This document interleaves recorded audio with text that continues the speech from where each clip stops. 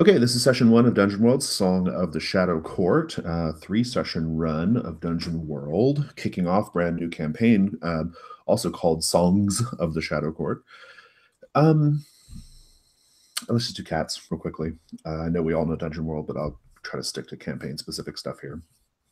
So, concept, Song of the Shadow Court is, the campaign is kind of a high competence operative based dungeon world. So this is not going to be so much like you guys crawling around in ancient abandoned crypts, not knowing what's going on, right?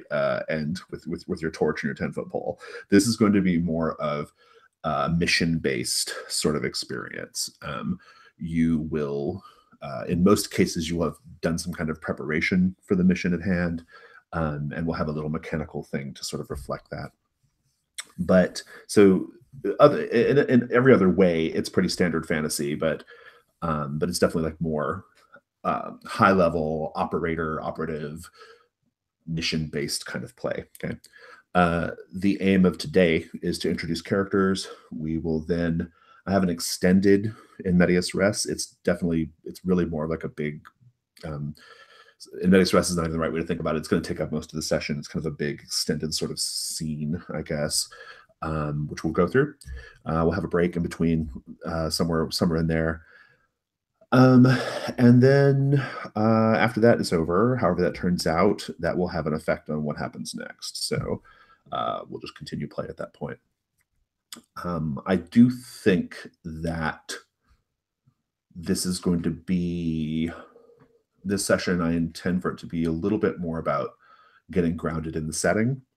And that's going to be about 50 to 60% of this, I think. And then the rest will be sort of getting grounded in your character. There is a curveball coming at you all that will absolutely 100% defeat whatever you've thought about your character's backstory. So prepare your bodies. And then, yeah. So the tone of the game is going to be, I think it's going to be like a little bit more like adventurous and a little bit more action oriented than I normally run a Dungeon World game. I think that there will be a mix of tones. Fortunately, human beings have the capacity to switch between various emotional and tone states easily, and so it's no big deal. I would like to keep the comedy to a minimum. I always like to do that. I think intentional comedy in role-playing games is awful. Natural humor is way more appreciated. And then, so yeah, subject matter-wise, we're not going to hit any big, heavy things. I always X out sexual assault. I'm not a huge fan of on-screen violence to animals and kids either, but don't anticipate this going there. Does anybody here have any like lines in the sand in terms of like subject matter they don't want to deal with? Okay, in that case, we'll have the X card on the table as always. If something comes up that you are not happy with, it's making you uncomfortable in an unfun way, just hit X card on the roll for your party, which I am going to pull up right now before we begin play. Okay.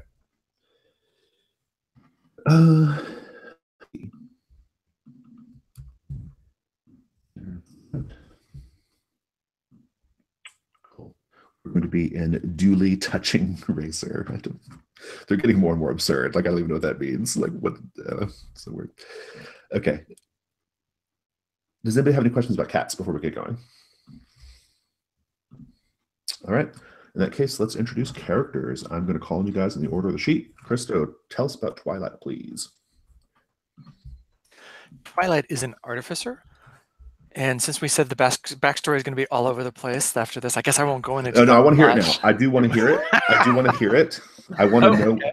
I want to know what you know, but it will not be a thing for you to be able to grab onto too tightly for reasons that Fraser probably knows a little bit because he's played a Shadow Court character before. But just know that. But I do want to hear it though. Okay. Well, she's a gadgeteer in many ways, an artificer. And her areas of focus right now, anyway, are related to magnetism and ectoplasm, or dealing with ghosts. So she has one gadget that enables her to walk through walls, which she's very How very proud of. ghost lines of you, by the way. How very very Blades in the Dark. Yeah. Yeah, I know. I was thinking, yeah, well, maybe this is a bit too much Blaze in the Dark, but it was like one of the options. I thought, oh, that'll be sort of fun. I love it. Never. So, so she does that, and she shoots ghostified things out of her gun. So whatever, random on, they could be peas, and since they're ectoplasmically charged, if you will, they're piercing. So they go through the first part of armor and then reappear. So very painful if that appears inside of you, I imagine. How she got started in this, actually, I was just trying to work that through as you said that the backstories weren't going to be meaningful, so I sort of stopped. Yeah, I haven't really worked out how she got into this. I think it was just a natural thing she did, but I think because of the fact that she works with ectoplasm, she has to keep moving from place to place. So she doesn't have much in the way of roots, and probably there is a story there for her not being welcome in places because she works with ectoplasm. I love it. That sounds fantastic. What are your flags that you've chosen? I chose, scrolling down, just try to ignore me or my opinion. Tell me what I want to do is impossible, and talk trash about my gadgets. How interesting. Tell me what I want to do is impossible. I like that. Just try to ignore me or my opinion. So that means like you're going to offer up your opinion and they are just basically going to try to ignore you. That's hitting the flag. Okay, interesting. What's your character thinking there? Like what's the angle there that you're thinking about her? I think she's got a chip on her shoulder. I think she's okay. It's often viewed that she can't be successful at this, or that it's not maybe an appropriate role for her. I don't know. Okay. Along those lines. I think she's always on the defensive. I'm not getting that so far. That's pretty good. I think I'm okay for now. Does anybody else have any questions? So does that mean you want to be ignored, or you want to have the opportunity to drive home your like what you're saying, basically? What's that? What's the most what's you as a player most interesting about that? And actually, that one I think is probably the one I'm least attached to at this point. Thinking more about it, it was the idea of having her, ignoring her opinion, and either her getting mad at that or pushing through to make it clear what her opinion is. Yeah, that's fine. I was just wondering what was interesting about it to you, so that I could, make sure to hit it. I don't think you have any problems hitting it, but cool. Any other questions for Krista about Twilight? All right. Incidentally, you should all, I see that a number of you have proper names, which is great. You should all have a Shadow Court sobriquet as well. Twilight, Eerie, Constance. What are some of the others we've had before? I don't know. They all have single word names like that they refer to each other within the organization as. Is D real okay? It means bringer of death. Sure. I love it. I think I know where you're going with your character. Let's talk about D-Real. Tell us about D-Real, Fraser. So I picture them as somebody who grew up in the wilderness and lived on the fringes of society, and then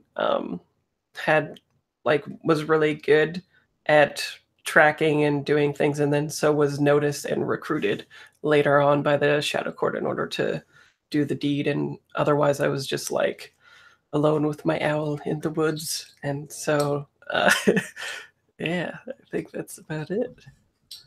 D-Real, I like that. Are you also part of Death Row Records by chance? How did you know? That is my side job. I actually press vinyl by the stream sometimes. What are your flags? My flags are, I kept them pretty broad just because I'm not sure what we're going to do yet, but suggest a journey to a forbidden or dangerous locale for me to lead the way. Seek my help in finding a way into a well-guarded facility or get into a dangerous situation that I can protect you from. Yeah, I like that.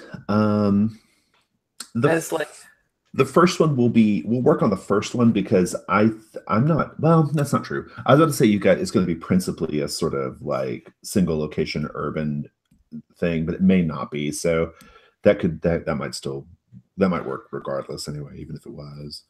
Yeah. I just want to be like, I picked the ranger just because I thought it would be fun to find paths and lead people and stuff. Yeah. No, the sort of urban ranger is I'm into that. Yeah, I think I'm cool for now. What's the owl's name? Oh, right. Tito. No, I don't know. I'll have to work on that. I totally didn't even. Your owl's name. Yeah. I do my best to try to remember the animal companions. It is the easiest thing to forget in Dungeon World is the animal companion. So I will be if they're named, it's much easier. Right. That makes sense. Okie doke. Any other questions for Fraser about Derail? All right. Pressing on. Aaron, please tell us about Aubrey, please.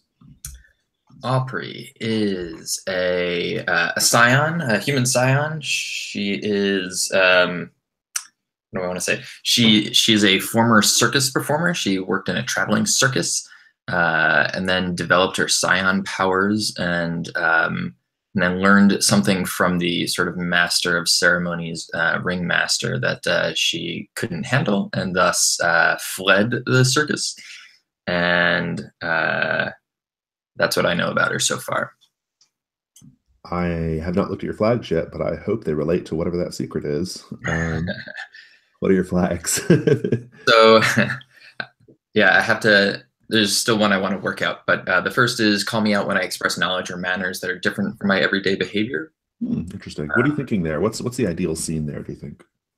I'm not sure what that scene looks like per se, but I think of her as this sort of traveling. She's been in this traveling circus, right? So she's seen all the things, or at least she thinks so. And so I think she has, in leaving, she's become sort of she's ossified her own sense of like self-worth. Like, these are the things that are right, and all this other stuff is just weird. Weird local custom. Okay. So there might be some like condescension there on her part. Got it. Okay, that's interesting. Okay, sorry, continue. The other is ask me to examine an important object, and that's the one that I'm not really sure about. And then allow me to go headfirst into danger, even though the odds are against me. Again, sort of playing out that brash nature.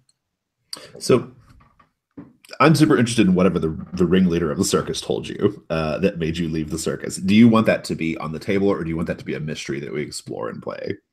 I think we can explore that and play. I haven't thought okay. that yet. I would definitely take a look at the flags, because it's a terrific, if you can find a good one, or just think of one that like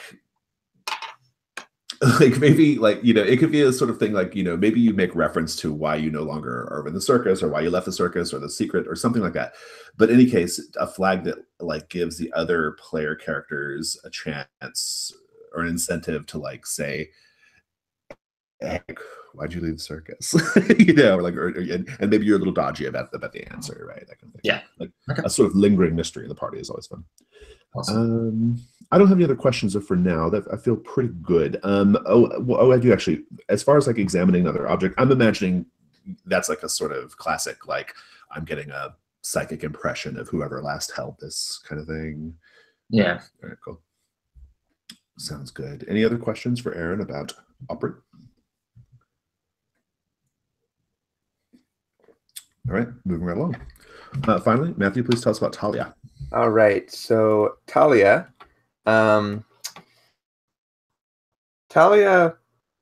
it's interesting that Christo, your character, deals in ectoplasm. And I don't want this to be fact or not fact, but it would seem to most that Talia appears to come from a different age entirely. The the piece of art that I found has Talia Ghost Bard written on it, and I don't want to be that on the nose, but there's definitely some weird ethereal quality to her that seems like, you know, antiquated in some ways. She plays the lute. She sings in like sort of a high, unearthly flute-like voice. She plays these kind of uncanny, discordant chords, but not in an unpleasant way. Her music just has this strange quality to it that sort of makes people want to keep listening, but they're not sure why. She has an extensive knowledge of history, and especially of supernatural history, of strange events that have happened in the past. Those are the stories that she sings about, she tells to people, that she concerns herself with. I imagine that there's some group among the Shadow Court of folks with different kind of knowledge specialties like this, many of them performers as well, who kind of would go around under that guise, like gathering information and things like that. And she is one of these, but she is more about the history and the supernatural side of things. She wears a red dress that seems like it's probably from a few centuries ago. It's a little worn. She almost has this doll where she's very sort of proper and presents that way. Her lute is aged. You know, everything she has on her looks old. Her sword, you know, is like an antique sort of. And yeah, I think that's Talia. I love it. That's great. What are your flags? My flags are highlight the fact that I dress, act, and speak like someone born several centuries ago. So yeah, it's pretty straightforward. Take advantage of my ability to induce a nostalgic, dreamlike state in my audience. Okay. That'll kind of happen just by nature of us playing, but I figure it could be a particularly interesting thing. I imagine, Aaron, your character with your whole, you know, if I loosen up their minds, there could be a nice little teamwork aspect that we've maybe done before or something like that. And then draw on my seemingly encyclopedic knowledge of supernatural history. Awesome. Yeah, those all seem pretty straightforward. Interesting character. I love all these characters, actually. These are all really great. I don't think I have any other questions. Any other last-minute questions, either about Talia or any of the other characters before we begin? We're going to kind of get things going, and then we'll take a break at 10. Okie doke. Well,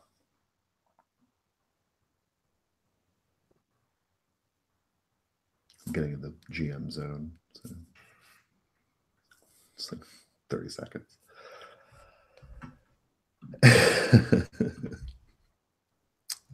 Right. This is not stuff your characters are necessarily looking at right this moment, but you are aware of it. We'll talk about that. But I think the camera, so to speak, focuses in on a young man, a very finely dressed young man. He is wearing a sort of like silk doublet, traveling pants, and in a cloak. You know, a nice, well-kept navy blue cloak, and he is. We know who he is. He is the exiled Prince Prince Brantz of House Caysbury. I'll type that all in.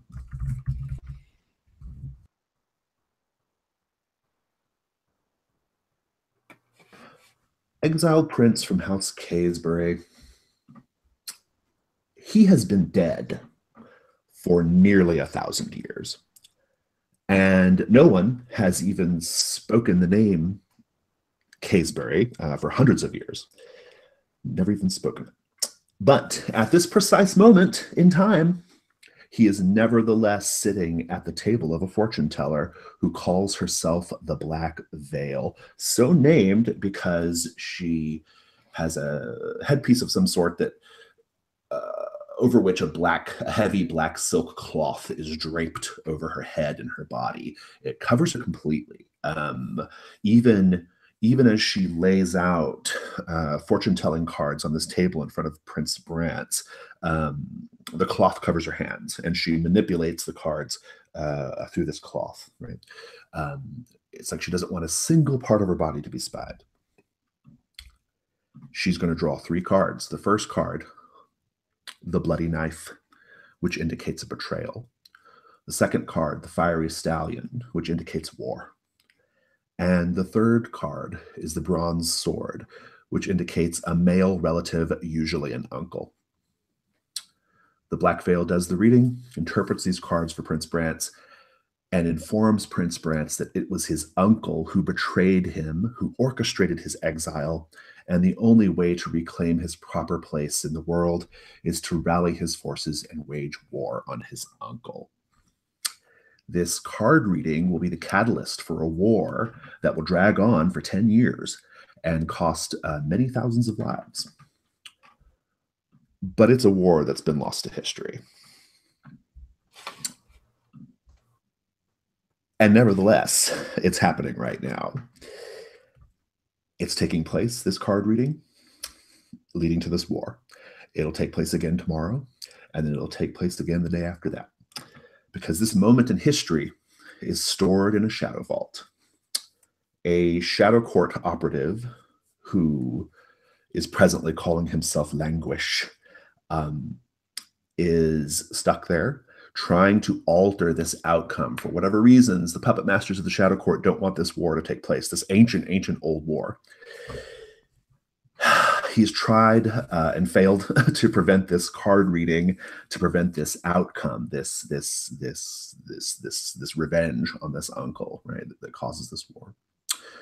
When he realized that he would not be able to stop it the first time, he slipped a special key into a special black box and turned it, thereby locking this moment in history in place forever, in a loop that repeats itself over and over again.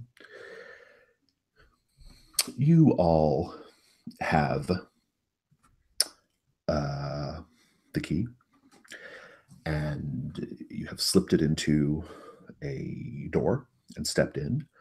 And in the doing, you have stepped into this loop. You're in the vault, so to speak. The vault's a metaphor. But you're there. You are, the 4 of you, standing outside the jail cell where Languish is currently languishing. And he is happy to see you. Languish looks, he's classic Shadow Court. Black cloak, black traveling clothes, short hair, right? Also black. And he is sitting on his little bench in this jail. You have no idea the name of the city you're in, because this moment in history is very lost to time. But you're there. Going around the table, I want to know if you have stepped through a Shadow Vault before, if you've gone on a Shadow Vault mission before to literally change history. I guess, like, what's the sensation like, and how do you know, like, you're definitely in another time? Like, what is the sensation? If it's your first time doing it, just describe the sensation of stepping into this weird dimensional space, this weird pocket, right? Whoever wants to go first. It can just be a small thing.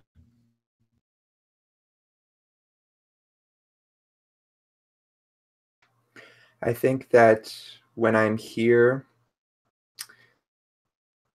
I can almost, I'm almost composing like a soundtrack to what the scene is before me inside of my head. Like, I get that I'm very in tune to that sense. But it's also, for me, it's always a deep fascination with whatever's happening. And in this moment, I'm not so interested about the prince and his petty war. It's more the fortune teller that I'm kind of staring at and enraptured with. But usually, yeah, for me, these feel pretty natural, stepping into these different times and different places. Fabulous. D-Real, what do you think? I was thinking that maybe it's like I can't remember what time traveling show I watched recently. I think it was like that 11/22/86 or whatever the heck it is, that one on HBO, where he goes back to the 50s, and the first thing that he notices is the air is like cleaner, and there's like the food tastes better and all that kind of stuff. So maybe something similar as I step through and I breathe like a breath of fresh air, it's like palpable and noticeable that the air here is different and cleaner and nicer. It smells different. Yeah, I like that. That's good. Let's say you, Twilight. When Twilight steps through, her heart stops for a second or two, and she'll usually come out gasping for breath as she comes out. And there's sort of a eclipse lighting that she sees when she comes through. So everything's got sort of a silverish tinge to it. Nice. You get used to it after a while, but that's what she sees immediately as she comes through. Terrific. And what about you, Aubrey? I think that for Aubrey, she hears voices. Part of her, I think she has hallucinations. I think part of what happens is, as she steps through, she sort of hears a different set of voices, a different tone, a different feeling in those voices. Fantastic. And I'm going to ask what you all look like in a little more detail later, but for now, let's focus on Languish. He gets up from the little rack in the jail cell, and he says, finally, I was wondering if and when the Shadow Court was ever going to send a team to help me to figure this out, to sort this problem out. I've been going at this fortune-telling thing. I've gone through it so many times. Let me tell you what I know. We don't have a lot of time. He says, the fortune-telling reading, it's going to take place in the private back room of an underground tavern called the Smoky Cask. It's very close by. I will give you some simple directions so you can reach it.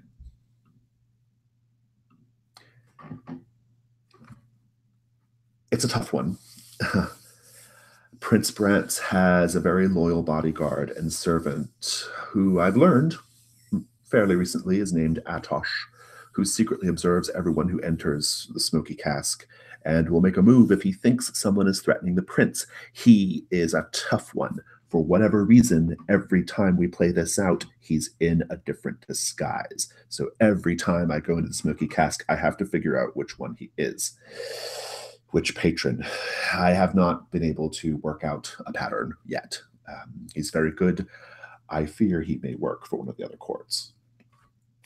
There's a pair of stone statues that guard the hallway leading to the private room where the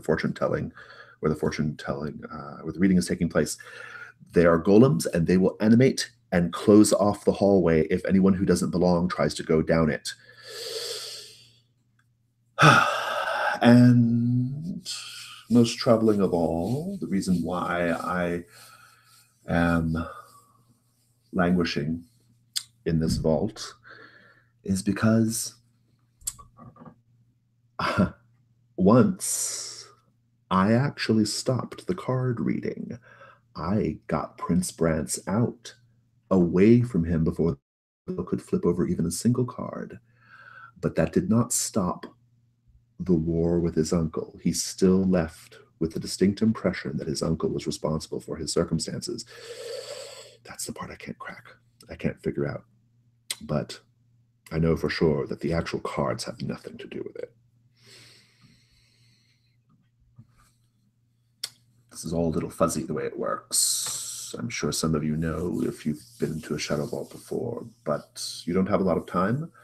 And yet, the moment you walk through the Smoky Casket is the exact right moment when you need to be there. Oh, the strange magics of the dark puppet masters who control our life. So,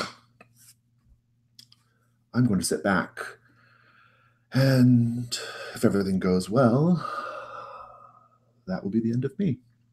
I will live out my days in this place, and well, I'm getting used to it. And then he just recedes into the darkness. He gives you the directions: turn left, turn right, go here, go there. But otherwise, he turns you loose. I should go around the table and find out what you each do, what your first move is. Or just have the scene too, like right there in the jail if you want. There's nobody else around. I think I immediately have a book open, and I'm not usually like the most engaged in these conversations, but I'm just kind of like standing daintily, flipping through the pages of an old tome, looking for something about golems probably and their various properties and things like that. But I'd wait to engage probably. I like that. That could be a good if you have bag of books. That could be a good justification for spout lore if you have an appropriate bard move, I guess. Right. Fantastic. What about you, Talia? What do you do?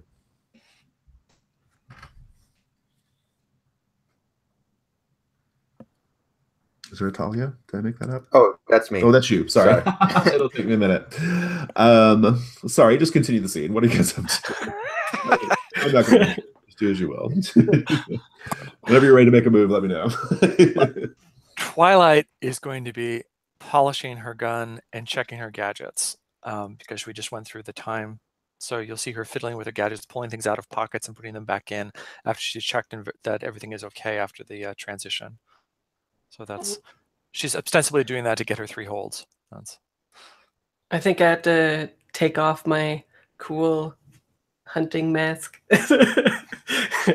And I say that if the cards have nothing to do with what occurs, then we best be on the lookout for something that Languish could not see. Perhaps the Scion would be good at that, right? Opry. Well, what if he went into this already thinking that his uncle betrayed him? The card reading is just like the confirmation that he needs for it. I mean, that's what fortune tellers do usually, right? Is they just sort of play to what they're very intuitive about understanding what people are looking for, and they tell them that. So if that's the case, what are we going to do? Opry, tell me, can you pluck thoughts from people's minds altogether? I would need to be in a room with them for quite some time, but I can certainly try. I can certainly try to engage. I can certainly try to engage him. What if we were able to swap out the fortune teller for you, and you gave him the reading, and while you were doing the reading, you were, messing with his mind? I have a ton of experience with this. I used to work for a fortune teller at the circus. Oh, you'll have to tell me about that sometime. Pardon? I just need somebody to run the late show. That sounds like a pretty good plan, like intercepting the fortune teller before she can do her reading. That's pretty good. Yeah. I like that. In fact, if you mention that to Languish, he will say that that is definitely possible. You will need to observe. You will need to he says whatever you do not step into the smoky casket, or cask. The moment you step into the smoky cask, sort of magical program, so to speak, like engages, and it's like just as it just begins this really particular sequence of events. But if he says there's a chance you could observe and maybe have an opportunity to see her enter, but it's dangerous, I'll tell you, because the longer you take, the more the strange magic has its way with you.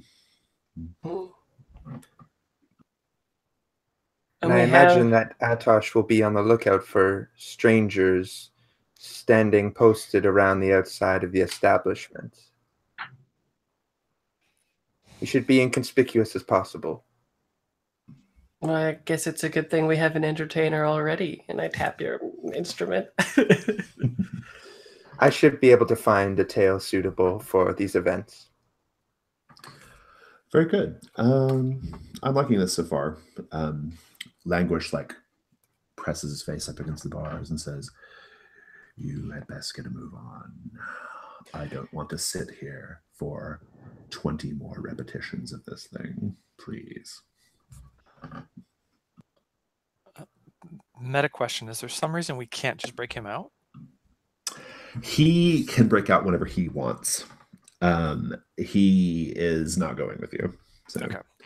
there might be something fundamentally about him that fucks this up every time, right? So he's removing himself from the equation. Yeah. Okay. Yeah. He is. And also, sorry, it's probably a joke that he's like metaphorically trapped here because this is his duty to do. And even though he could leave the cell, like he's still stuck doing this until we solve his problem for him. Right. So yeah. He thought he had it last time when he actually pulled Prince Brance out of the room before a card could even hit the table, like before he, I'm sure he did it with like before the third card hit the table, then before the second card hit the table, then before the first card hit the table. It's not work. It doesn't work. He still has his fucking war every time. So yeah, I love it. So that's terrific. So what do we think what is the approach here? I mean, I like the basic approach you guys have described of like, keeping an eye out on the outside of the bar to see when the Black Veil makes her move to go inside the bar, right? To back to her private room. And then it sounds like you're just going to grab her or kill her or do something with her, right? Is that fair? Yeah, I think so. Just snatch her and like pay her off to go somewhere else or something like that, or whatever we got to do to get her out of the equation. Then we'll set the scion up to be the fortune teller that he thinks is coming. Fantastic. And so let's just set the scene here. Let's just kind of push forward toward that. So the bar, the smoky cask is underground. So you would there's like a stairway that goes down and the door is there and the whole thing is like underneath, it's underground, but there's also like a building on top of it as well. So you can post up high, you can post up across the street, you can kind of do whatever you want. If you want to create a distraction or draw people away, a street performance is a fabulous idea. Those are all different things you can do. I guess I just want to figure out like where you are each posted and what your plan is. So let's start with Talia. What do you think?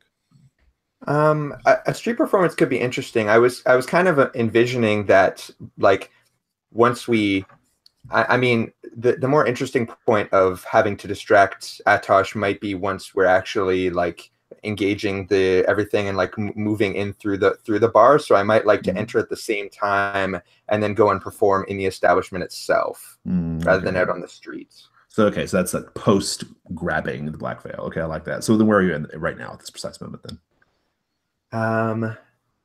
Well, he's given us the general direction, and this is in some urban city environment. It's very dense. Yeah, very dense urban environment.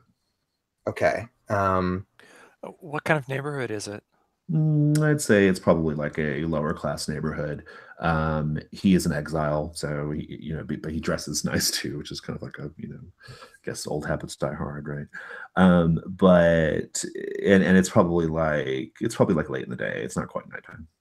Mm-hmm. Well, I'm not sure that this would be me taking the lead here. I would probably look to maybe the ranger to track our quarry or something like that. But I still seem to be looking through books or something on my possession. I'm earnestly searching for something that the audience isn't sure what. That's fair. So in that case, Jiro, where are you at? Yeah, maybe I'm tracking her to her abode. I mean, you guys are just waiting for her to show up. Basically, is kind of the deal. Like you don't know where she comes from. You don't know. You're just hoping that she does eventually walk down the lane and go in, right? Well, okay. Yeah. Then I think I'm like in the shadows in the alley, just like adjacent to the building. So when she comes by, I can grab her or something like that. Or perfect. Sounds good. And what about you, Twilight? I think Twilight will probably be on a roof opposite. Okay. So if it's, do we know if this place has a back entrance? I would assume it would, just because I don't imagine they take everything through the front door. It's underground though, right? I mean, they might. I mean, it wouldn't be any Might have easier. They might have like a cellar door in back or something like that for loading. Yeah, possibly. Yeah, possibly. I think it probably will put you in. Yeah, we can say there is. Yeah, so you're just gonna cover the rear, I guess. Yeah, cover the rear, but probably from a height so that I can see, not be obvious, and see the back and maybe see part of the streets. Okay, I like that. And what about you, Aubrey? I think I'm trying to peer through the veil here. I think I'm trying to find, perhaps find a trace. If this is a repetition, maybe there's some ghosting of the movements of what's her name? The Black Veil. Black Veil, yeah. So maybe there's some like echo of her movements that we can trace back to an earlier point. So maybe we can grab her prior to her getting to the smoky cask. I love that. That's fantastic. We'll have that be the basis for Discern Realities, and Peer Through the Veil will just give you access to, expanded sort of information, right? So go ahead and roll DR. We'll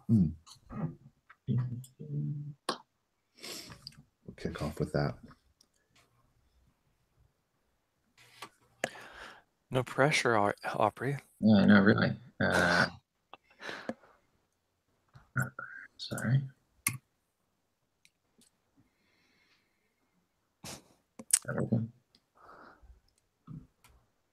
Seven. 7. All right. You get one question from Discern Realities. I guess, what should I be on the lookout for?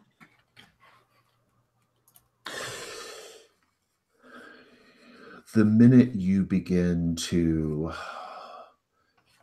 let the sort of material world slip away in your consciousness, kind of reaching through that other space like you do, you are instantly aware of her. She is powerfully psychic.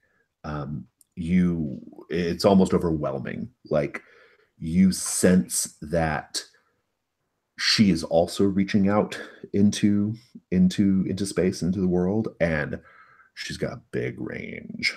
You're on the outer edge of her range. Okay. You can share that information, is particularly with, I think, with D-Real, because she is unlikely to get taken by surprise. I do so. Yeah. So, D-Real, how does that change your thinking?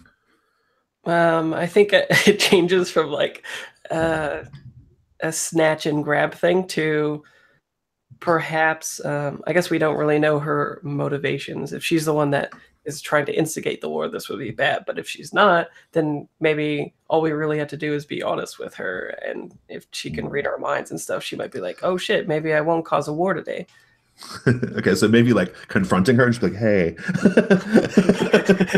Yeah, and paying her off, right? I mean, if it's inflation, we got so much money for her. I love it. That's good. Okay, that seems good. And so we're okay. So could be a situation possibly where I'm imagining like you and Talia, possibly Aubrey, confront her, and then if it goes south, maybe Twilight's in position to blow her brains out with a ghost or whatever. So that sounds great. I love it. Let's take a quick break. We'll take 2 more minutes and come back, right? I'm an ectoplasmic sniper. Yeah, that's it.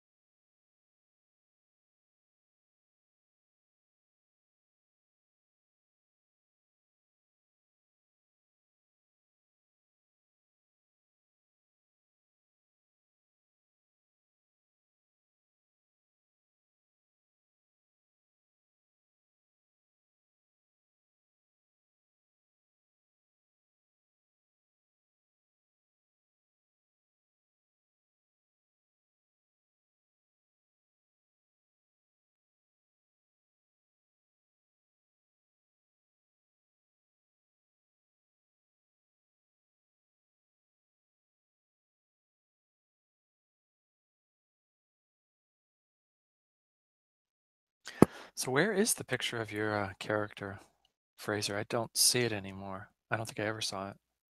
Really? Yeah. For me, Jason put it in the little window. Like it looks like he inserted it directly in the window. Okay, let me try refreshing. Yeah, it's weird. I can see it. And I could see it before too when Jason said it was partway down the page. It might be a There we go. Google thing. Cool. You do have a wicked mask. Yeah. Can't wear it right now though. And 2 wicked swords. Yeah. Yep. It is ironic that Your I have owl's the got to have like. Sorry, I just said your owl has to have like the edgiest name of all time. I think like yeah. Darkwing or something. Oh wait, there's a duck named that. Never mind. I named it Bale. As Cool. in okay. Nice. Yeah, well, just in case people were wondering how to pronounce it. Is that like Bael? I don't see the spelling. Bayle, but it's pronounced the same way. Bale, yeah. I think that my operative name is going to be Chime. That's good. I just heard that. The bells are ringing. Hey. I was also thinking Aria, which now is super hilarious that you just said that.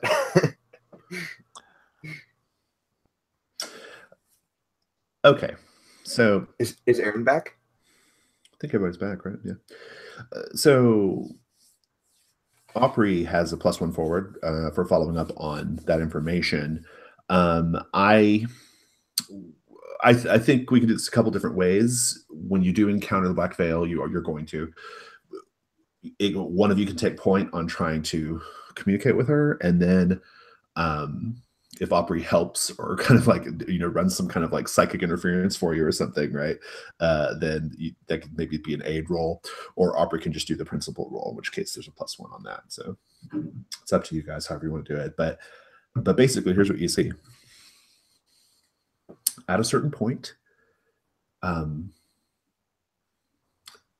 you sense it, Opry, but at a certain point, we see the Black Veil turn the corner. Turns a corner, an alley. She will be kind of in your line of sight for sure, Twilight. Definitely approaching in the direction of the rest of you. She is wearing, she has her big, heavy black veil on, right? I mean, you can't see a thing. Like, it is total coverage, right? Puts her hands together with the sleeves are wide and covers her hands. There's a headdress piece that drapes the cloth over her face, and she's heading your way. What do you do? If I'm the one taking point, and then definitely Opry would be interfering in some way, I think I might just be sitting on a bench, just like reading a book. And I think we'd have this striking image of my character blending a lot better with passersby. Like I'm wearing this antiquated red dress that kind of matches the fashion of people that are passing. Mm-hmm. And I'm sort of like looking down at my book until she gets close. Opry, are you like standing nearby, or is anyone else going to be like involved in this? Yeah, I'd be there. Where do you want me? Well, I don't know if are you going to take like a direct conversational approach, or are you going to be like listening and subtly manipulating? I think I can do it either way. I think one way is to, if the point is to try to convince her not to start a war, maybe that's me taking point, and then me trying to rely on you, like softly, like playing some kind of ballad in the background to sort of ease her, open her up, maybe. Yeah, that's good. I'm into that. So do you just kind of like step forward, Opry, to say something? This is an urban setting still, right? Where yeah. I think it's more of a we're walking through streets, and all of a sudden we're just walking side by side, and she just sort of realizes that we've been walking side by side for maybe a block or two. And I sense that she now realizes that we've been walking side by side, and that's when I sort of broach the conversation. You are immediately aware, immediately, without even like, it's almost like she spoke the words or slapped you in the face. You're immediately aware of her probing your brain and trying to like pull out your thoughts and to see what you're thinking. Do you defend against that in some way, or just let her have it? I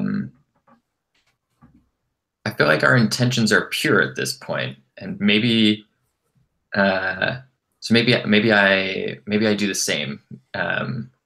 So I don't deny her access, but I also use that as an opening to access her thoughts. Okay, I like that. What do you say? You're about to set in motion a series of events that should never happen. Do you know this? And she speaks.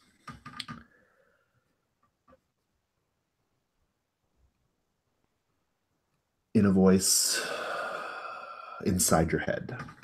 She doesn't even talk out loud. And so anybody watching doesn't know what she's saying. But she says, yes, you're right. And she continues on. And she turns down another alley. And I think whoever's high up, I think we decided that was Twilight. Twilight, you still got eyes on her. But she turns down an alley away from the rest of the three of you. What do you do, Derail? What does she look like? Does she look like an old woman? She's completely covered. You have no idea. Do we even know it's a woman? You haven't. You don't, for sure. Not by eyeing her. Right. Okay. I guess she's. Maybe I get like a little hand signal from Aubrey being like, nope. And so maybe I'll move to try and take her out along with Twilight, maybe. So do you just follow her into the alley? Yeah, I'll be doing the like Mission Impossible walk through the crowds and have like, you know, a knife or sword or whatever ready to go to put in her back. Okay. So she turns into the alley, I think, where there's like kind of no one around. Like it's kind of an empty alley. She just turns into it, cutting. You can tell she's cutting across to go to the Smoky Cask, right? To go to the we'll say the rear entrance is where she's headed. Just to put everybody in time and space. So you've turned down the alley, Derail. That's great. Aubrey, you can easily follow her. It's no big deal. And then because you're right there next to her. And then what about you, Talia? Where is this alley leading potentially to the door of the Yeah, she's going to the rear entrance of the Smoky Cask. Well, if there's going to be a roll attempt made before then, like some sort of swaying roll of some kind, then I would like to aid by playing a song like Aubrey said. So I'd like to maybe move to head them off to be in a position in the alleyway, just kind of like I was sitting on the bench before, and now I'm just like, you know, sitting leaned up against the wall with my instrument. Just casually playing a tune. Yeah. That's good. Yeah, a busker's a busker to anyone else, right? She will divine your intention almost immediately, right? I mean, the fact you that don't exactly know that, though. Yeah, right. And the fact that she's seen me a few times would let her know that there's something significant about me, but like it would hopefully unsettle her a little bit too. Yeah, maybe. I think she's got a pretty good handle on things here. Yeah, she's going down the alley. Let's just make our moves here. Let's start with the Ranger. So, Derail, what do you do? I try to come up behind her and knife her. Okay, sounds good. So, give me a fighting dexterity to see if you can sneak up behind her. Okay. Could I? Oh, I guess. Do you want declarations of aid beforehand or afterwards, or? I do aid after the roll. So Okay. It's a 6. well, aid would be Well, helpful. then I wonder if I could aid here. Can you distract her in some way, maybe, to give the derail a chance to sneak up? Yeah. I think I would like to play. I'd like to play a song, a tale, and I'd be singing about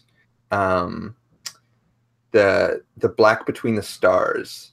And what I think I'd be going for here is, this is sort of like a strange, haunting eldritch melody that would sort of play on her knowledge of the unfathomable, and something about it kind of like tweaks a part of her brain that makes her immediately feel like she has to pay attention in some way. I'm into that. Aid with charisma. Cool.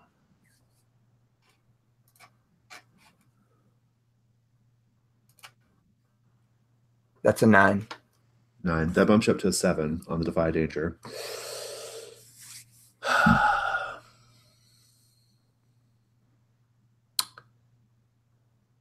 You're going to get close enough to her. No problem. You will get close enough to make your move. But it is, I think, like, she hears this weird, like, eldritch song that distracts her moment, like, long enough. But it also kind of signals to her that she might be in danger, right? When she I think it's like a brief moment of like, what was that? And then, whoa, shit. And you're definitely within strike range. You're within strike range for sure. She, I don't know, who can see this best? I think probably Twilight can see it best. Everybody else is either behind her or focusing on playing or whatever, right? And Aubrey, where are you in this? Are you just following right behind Derail at this point, or what? I imagined sort of just walking side by side with her. Oh, so you just continue walking with her. Okay, got it. Yeah. Then you'll see this too. The covering on her face. The covering on her face begins to open, like part like a curtain, sort of. Like there are little fingers on her head that are parting the curtain, but they're not. There are 4 thick, oily, yellowish tentacles that part the curtain and they kind of like splay out, almost like imagine a sort of like radar transmitter or a transmitter of some sort. They just like kind of these big tentacles like splay out of her face area, and you're in range. You are there. You are going to get your hit, but not before she sends out a massive concussive psychic blast around the area. Just a huge you all of you, and Innocence too, it feels like someone just took a hammer and slammed it into your forehead. I mean, it's just like pow, right? Everybody just give me a con roll. Is that including Twilight? Everybody. Oh. Yeah.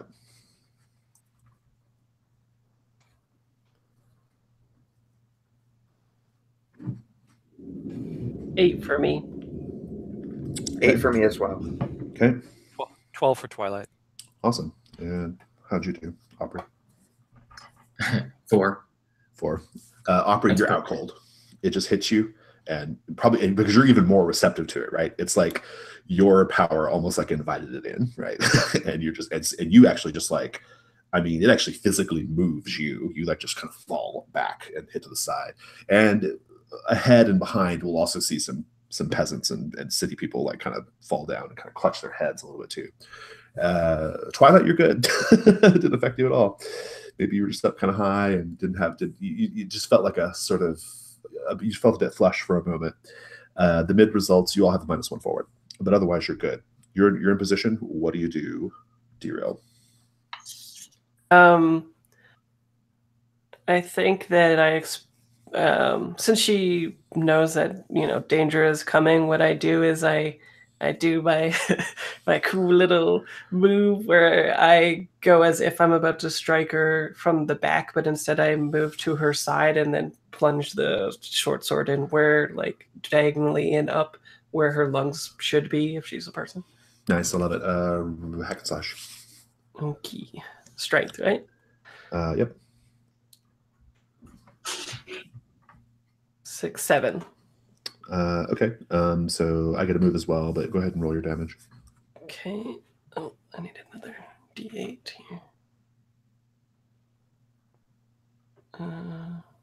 That's weird. There we go. 6. Okay, awesome.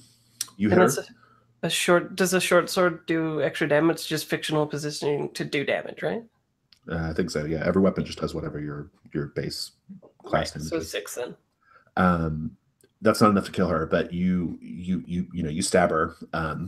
She lets out like a weird shriek, but you can only hear it in your minds. It's not an audible shriek, and the black hood falls back completely, and we just see that she has an octopoid head, big glassy white eyes, octopoid head, 4 big tentacles, rows of teeth in between the tentacles. She takes a step forward, and the tentacles almost gracefully, like, lightly touch your face. Like, one touches your nose, one touches your ear, one touches your lip, and another kind of wraps around the back of your head. And you feel really bad right now. You feel like your brain is about to push through your skull. Twilight, you don't know what she's doing, but you do see her approach and kind of like try to putting her tentacles on a suddenly very like kind of it has a sort of like paralyzing quality as well on you, Derail. What do you do, Twilight? So Twilight's has her in her sights, I guess, if you will. Yeah, like, you're in range. And she mutters under her breath, "Oh hell no! This is not him. This she is not going to mess with our history." And she's going to pop off a shot. Nice. With her Let's gun. let's pull up your character sheet. So it's 2 piercing. With my gadgets, when I use them as weapons, I can on an option. And I think in this case, I will take the option. I will use int instead of dex. Okay, Which cool. will cost me 1 charge. Okay. And it's automatically ranged. Right, and that's about it, basically. Okay, awesome. And what kind of like bullet, so to speak, is it, or what kind of like ammo is this? I want to say she actually charged it with peas. Okay. Just because, and it's what she had handy. And but as they shoot out, they make a sighing sound, so it's a they go by. Okay, nice. So it's otherwise just like little sling bullets or something, right? Yeah. Mm-hmm. Okay. Yeah, she can make it just about out of anything, because they're immaterial until they hit, basically, and then so they go in a little bit and then they rematerialize. I don't need to roll here. All I need is okay. I'm debating. Do I want to roll? Yeah, go ahead and make a volley. It's fine. Go ahead and make a volley. Okay, it's a 10. Because you're far enough away to where you could miss. You hit. Roll your damage.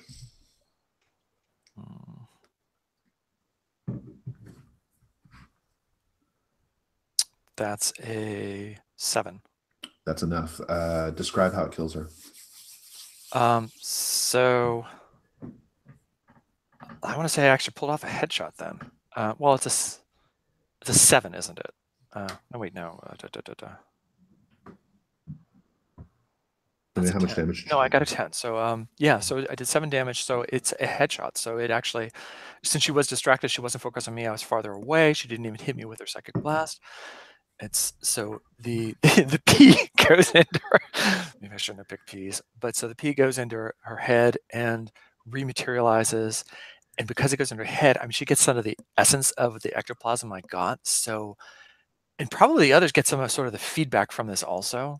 So they're hearing sort of the death cries of whatever ghost I was using as this, and she's getting it also very intensely.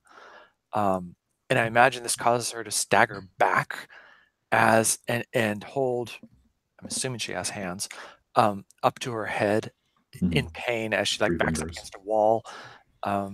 Right. And basically she just slumps down. The nice thing about it, there shouldn't be a spot of blood on her, so we didn't even ruin her veil. I like that. There's a sword in her, so That's true. That's not on me. Twilight does a clean job.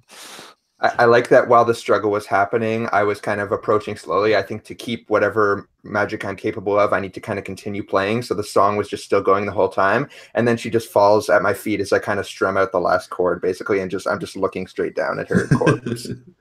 Nice. I don't think mind flayers have a concept of sex. It just falls down dead. Yeah, you can rouse Opry, no problem. I think I just look up at Diriel and I say, from what I've heard of them in song, I'd expected more. Oh well. I suggest you count your blessings. Let's not get overconfident. We still have a job to do. You're no fun. In the songs, she's worth 6,000 XP.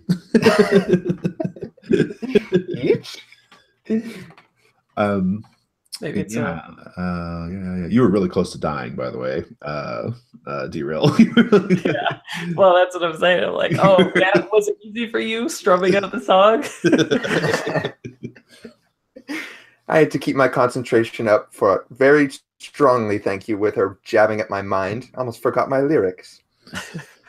Yes, a rough day. So I'll take out the sword and like maybe put her on a bench as if she's just like enjoying the tea or drunk, something like that. Nice. Just leave the mind flayer there out for the constabulary to find.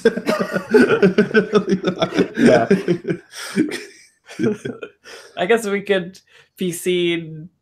Was it nighttime? Because in broad daylight, and I'm not gonna like holler to like the. It's getting dark. It was like dusk. We said so. Yeah.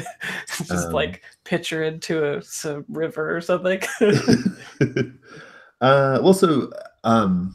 The thing that you don't know for sure is whether like this solves the problem. I mean, presumably it will, because the card reading was just artifice, right? Like it was really just to get the prince close so that she could implant this suggestion in his mind, right?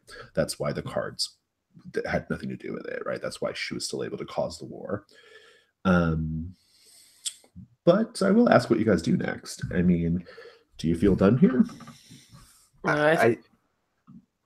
I think we should continue with the plan and get Opry to be the fortune teller and make sure that, his mind is... Definitively swear off the uncle, basically, right? Yeah.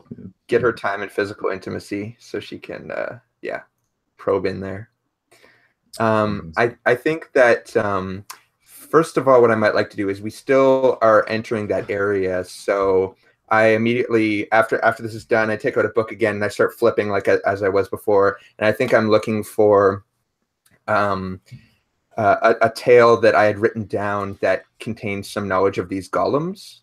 And I'm wondering if there's some way to get past. I think the tale that I'm looking for is the tale of the child upon whom we dare not look. And I think that this child was being kept in a prison or a secluded room, and only a blind caretaker could come and tend to them because they weren't able to look upon the child. And there were these golems similar to these ones posted outside so that nobody would accidentally wander through and encounter whatever monstrosity that they would. But I think that there was a thief who had blindfolded herself and had managed to somehow get past these golems, and I'm looking for what she did sort of to get through there. That's great. So go ahead and roll plus int. This is your stories and legends move. Yes.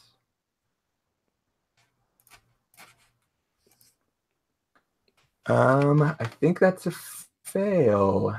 1 second. That's a 6. Indeed.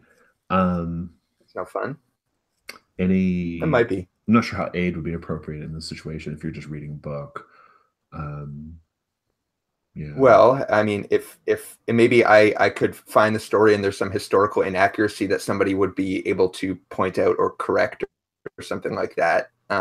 Yeah, I think if you guys take a minute to talk about it, that makes sense. Who do we think would be the best in that case to offer aid? Well, it could be someone with the most knowledge of these kind of historical events that, you know, maybe there's some weirdness to them, but Trying to figure out who among our ranger, circus performer, and gearhead that is. Maybe it's a technical component. Oh, maybe yeah, there's something. It could be a technical thing. Yeah. I could. Yeah, take the case for Twilight. I think if you want to, if you want to risk the roll, by all means, go for Twilight. Well, yeah, if we're talking golems, so yeah, roll yeah, no, she'll go for it. This assumes then that she came down to the others, like as they're I'm assuming you guys are together now. It's because we're like making sure that nobody comes too close while we're taking the veil off and this and the other. So yeah, so I think as Talia is talking about what she's doing, probably Twilight's saying, "Oh, yeah, I remember something like that. I think I remember something about golems in when I was doing my research. Yeah. So shall I make a roll and see if I do remember anything? Yeah, roll plus it. See how it goes. It's probably something that I would attribute to something supernatural or weird, but you know it's actually like a mechanical component or something like that, or just something that I'm not understanding the workings behind. Yeah, well, that didn't go very well. That's a 6. Oh, no. So why don't you guys both go ahead and mark experience points? I've got 2 misses on the table to play with here.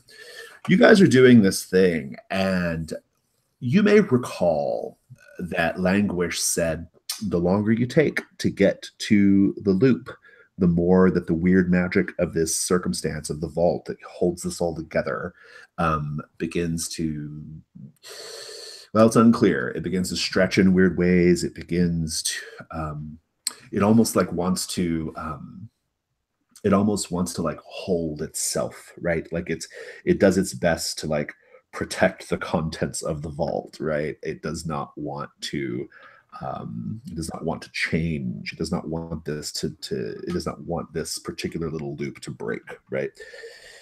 And Opera, you sense it. Like you sense as they're flipping through this book, like you can sense that the boundaries of this weird time space that you're in are starting to stretch and behave in a strange way. How do you sense it? How do you know? What does it feel like? So I'm sensing, I think I feel the tenor of the voices change, right? So if my sort of positioning in this space is tied to communing with these voices, that I think maybe there's a pitch change. Yeah, I like that. That's good. And basically every word that Talia and Twilight are saying, like as they speak, this like strange, their voices are changing, right? They're becoming higher pitched, right? And their voices begin to like meld into just a sort of high pitched like screech, essentially, like a high pitched wail, right? And this high pitched wail begins to manifest physically before you. A tear begins to like tear in like space, like right in front of you all. I think only you're aware of it at the moment, though, Aubrey. You see it, and you just see this tear. Everything in your field of vision is beginning to warp a little bit, right? It's beginning to warp. It's beginning to feel a little. You're feeling a little dizzy, and stepping through this tear. There is a man. You don't recognize him. He is dressed in, he has chainmail. He has a cloak. He's armed. He's got a big sword. And his kind of salt and pepper hair is tied back. And he steps through, and you don't know what he wants. But you know that he's not fully in control of what's going on here. That all fades away back to normal. And you all just see this guy. And this guy has been standing there accusing you all of being the assassins hired to murder Prince Brant. And I'm glad I found you. He's like, and no doubt sent by his scurrilous uncle. And he draws his sword and he just goes in. I have to grab a book. I didn't think I'd need his stats this early. Hold on.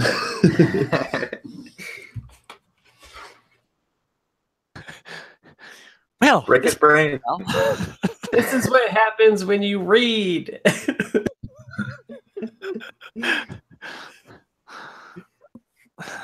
We can get through this, guys. We can do this. but just to be clear, so we're in an alley, aren't we? Yeah. Or is I it think street.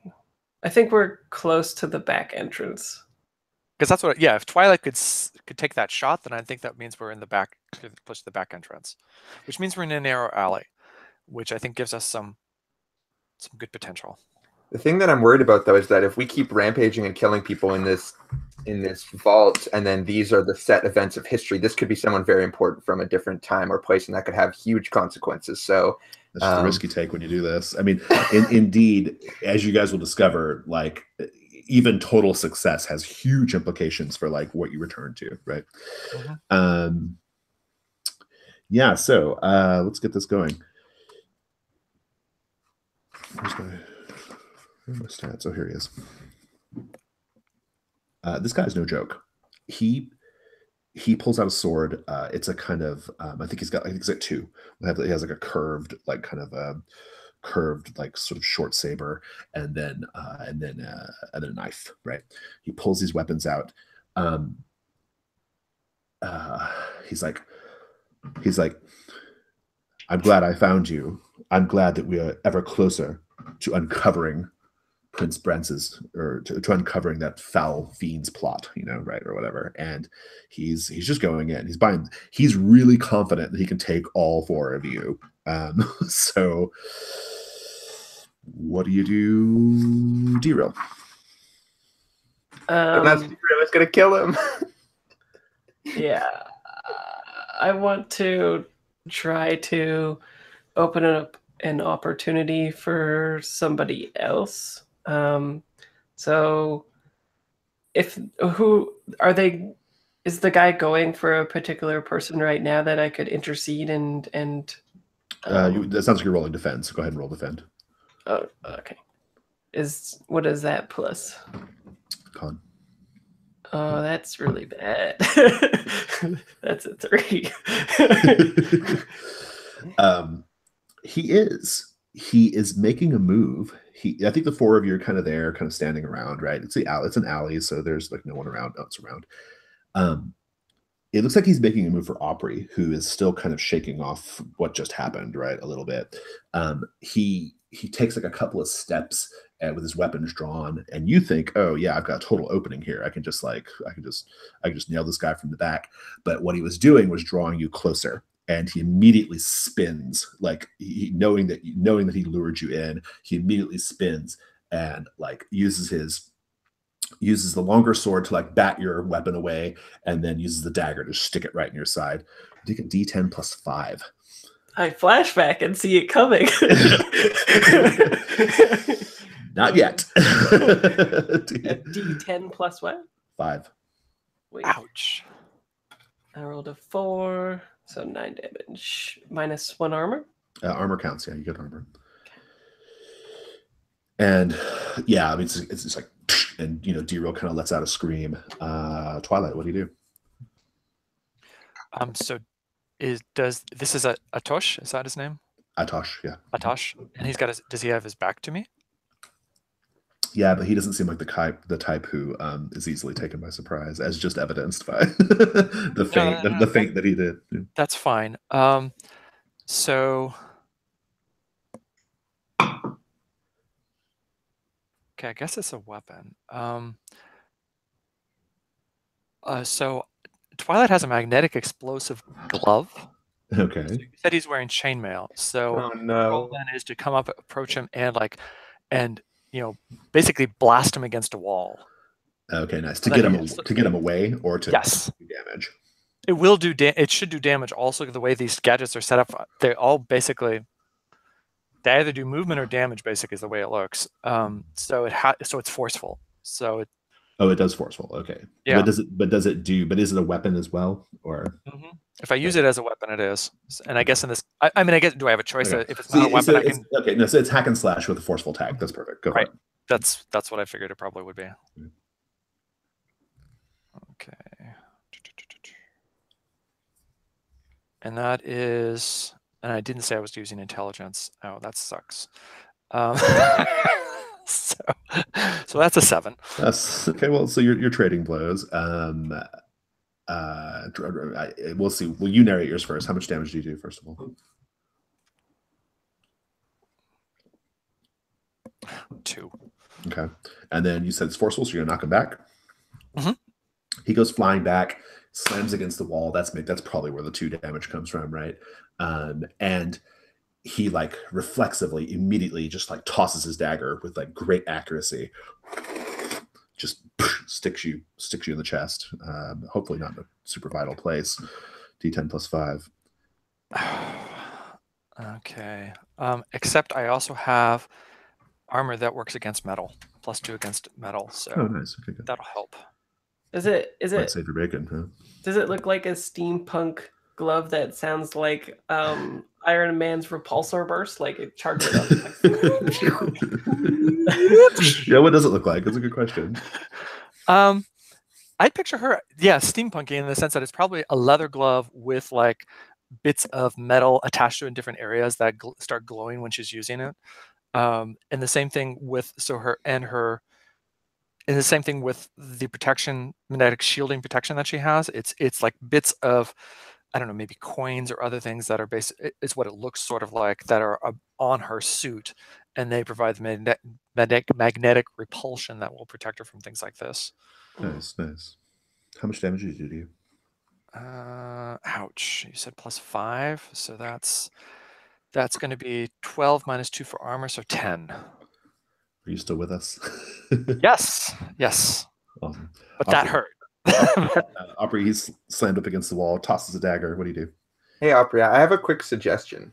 Obviously, this is all up to you, but I wonder if this would be a good time for us to kind of employ a nice little combo move. If I could sort of draw his attention in with a song, and you could have advantage to kind of accessing his mind in some way, if that's what you're planning to do. That is Might be kind of hard to. I feel like playing a song in the fog of combat. I mean, it seems a bit of a stretch. I mean, like, because this is all happening in seconds, right? Like, this is seconds of action, this entire combat. For sure. How about if it's we're assuming that Talia survives this, and she's telling the story, and so therefore she's adding the soundtrack as embellishment to the story?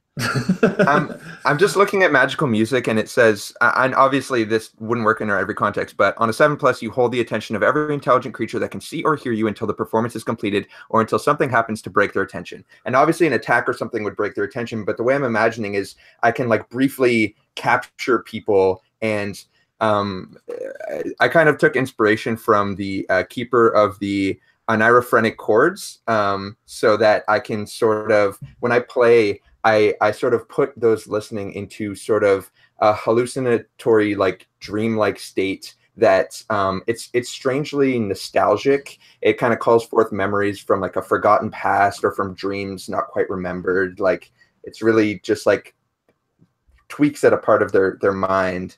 So you've been playing. It might just be a momentary thing. I mean, have you been playing the whole time? I think that's fair. Have you been playing like just basically like kind of playing like as soon as he began accusing you guys of being assassins? Like, were you hanging back just playing the song in anticipation of that? I think that's reasonable. That's generally how I'm imagining this character, is that she will physically intervene if she has to, but generally she sees more value in gentle manipulation with auditory cues and stuff like that. Okay, I'm into that. Go ahead and roll plus charisma. Cool. So I'm imagining that this is the song of the sorrow of mourning Miss Castle, and maybe it calls on some imagery for him of some like lonely mornings, looking out the windows of the misty castle. You know, his only duty is to protect, the prince, right? And maybe thinking about what else is out there. So I'll go ahead and re-roll here. Okay, that is a 10. So I get to choose 2, although I don't know if this really works perfectly in this context, because there's only one member of the audience. But the options for magical music are: a member of the audience becomes enraptured with you. The GM will tell you who. One or more members of the audience give you gifts. The GM will tell you what. And a member of the audience requests your services. So this is less of a. This probably isn't this move. It might be more of a defy danger charisma kind of thing, because that seems more suited to like playing to a group. It's your call though. I mean, you've rolled charisma, right? It's 10 plus. I think if your desire is just to distract him long enough for Opry to get an advantage for Opry, I think that's probably more akin to aid in that case. In which case, Opry will get a +1 on whatever Opry does. Cool. So let's go with that. So Opry, what do you do? Yeah, I think maybe to set that up a little bit too. Maybe I see this rift open up, and I immediately sort of turn to Talia and say, "Start playing."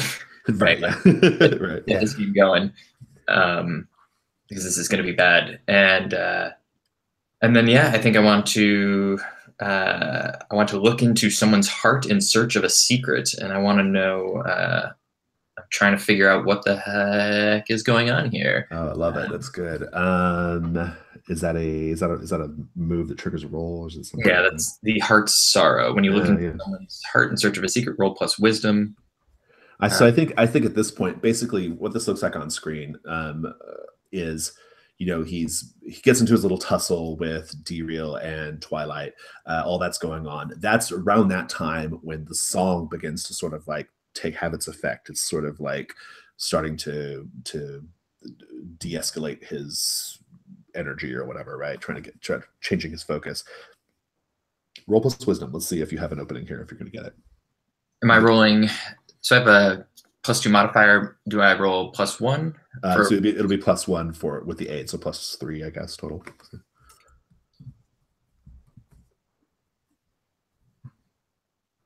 It is a 9. 9. All right. What happens on a 9?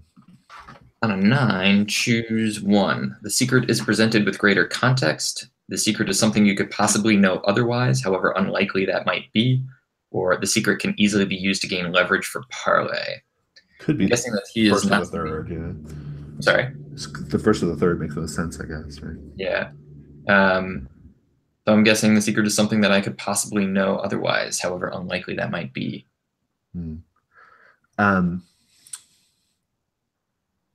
The secret is he's in on this.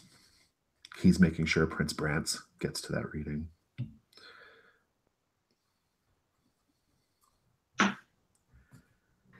So yeah, so maybe this is something that like the song calls forth, is instead of him looking wistfully out of the window, it's him looking, thinking wistfully about like the duty or the betrayal that will eventually happen or something like that, and the sorrow of his, relationship there, but the truth of what has to happen. Yeah, he's definitely in on it. So what do you do with that information?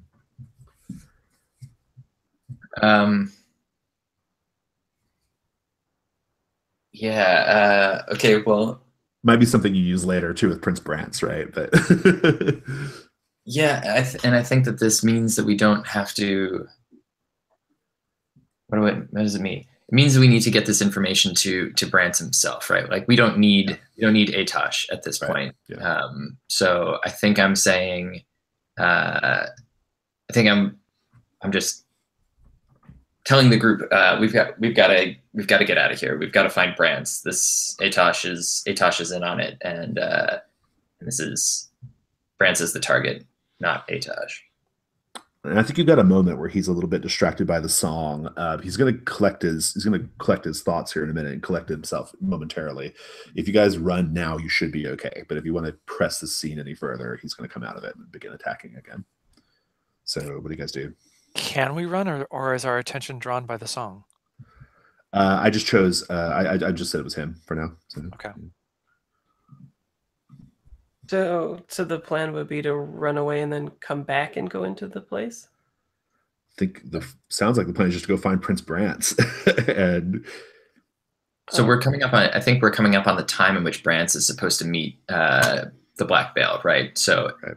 Atosh was supposed to be, inside, and we have some rift in space and time has brought him outside. I think that gives us the advantage to get inside and find Brance, and perhaps commune directly with him and convey this secret to him. Okay, so when we go in, we just hope that he's not there, basically, right? Yeah, you don't know how it's going to go. I mean, you could leave Atosh in the alley, and who knows what it looks like once you go into the smoky cask. But Yeah, I think maybe for like fictional positioning sake, I might, like, while I'm playing, I might just like nod to you, just kind of tilt my head slowly towards the bar and keep playing. And I think if this like adds to it, this could be a song that I know this is a lost age in history, but this could be a song written about the castle that he grew up in, and I could be singing about things that would come to pass in the future, or context about things about his life that might make him like utterly spellbound. Like, it could be. I love that. That sounds like the magical music move. Right. Because that's the one where where I declare a target, and then he becomes enraptured. So go ahead and roll that. Cool. And plus charisma. And I think Twilight, which I'm in, do we want to take the body of the Black Veil in and show Prince Vance what the fortune teller was? I don't think we have time for that. I also don't think we need to. I mean, I think that part of what I'll be trying to do is convincing him of this. Mm-hmm. Yeah, and you chose the one where like it's something you could know, right? And so, like, basically, I think that just gives you, maybe you learned like the best thing to say to Prince Brance as well, like to because maybe he's already suspicious of Atosh, right? So who knows? So just for the visual sake, because I'll probably be here for a little while longer. I imagine like he gets slammed up against the wall, everyone kind of gets blasted back a little bit, and then I kind of step forward in front of him, and maybe he kind of, we see him like lower his sword and something, and kind of like go slack-jawed a little bit, and kind of like slowly start walking towards me as if a little bit hypnotized or something, just like listening intently, and then I might just kind of tilt my head towards the others, and like basically, you guys know that means go. Get it done. You got this under control. Yeah. What was your role in the move? It was a 12. Okay, nice. Yeah, so you're good. Yeah, he's well in hand. Fantastic. I need a bio break. So like I'm just like 1 or 2 minutes. I'll be right back. Yep, same.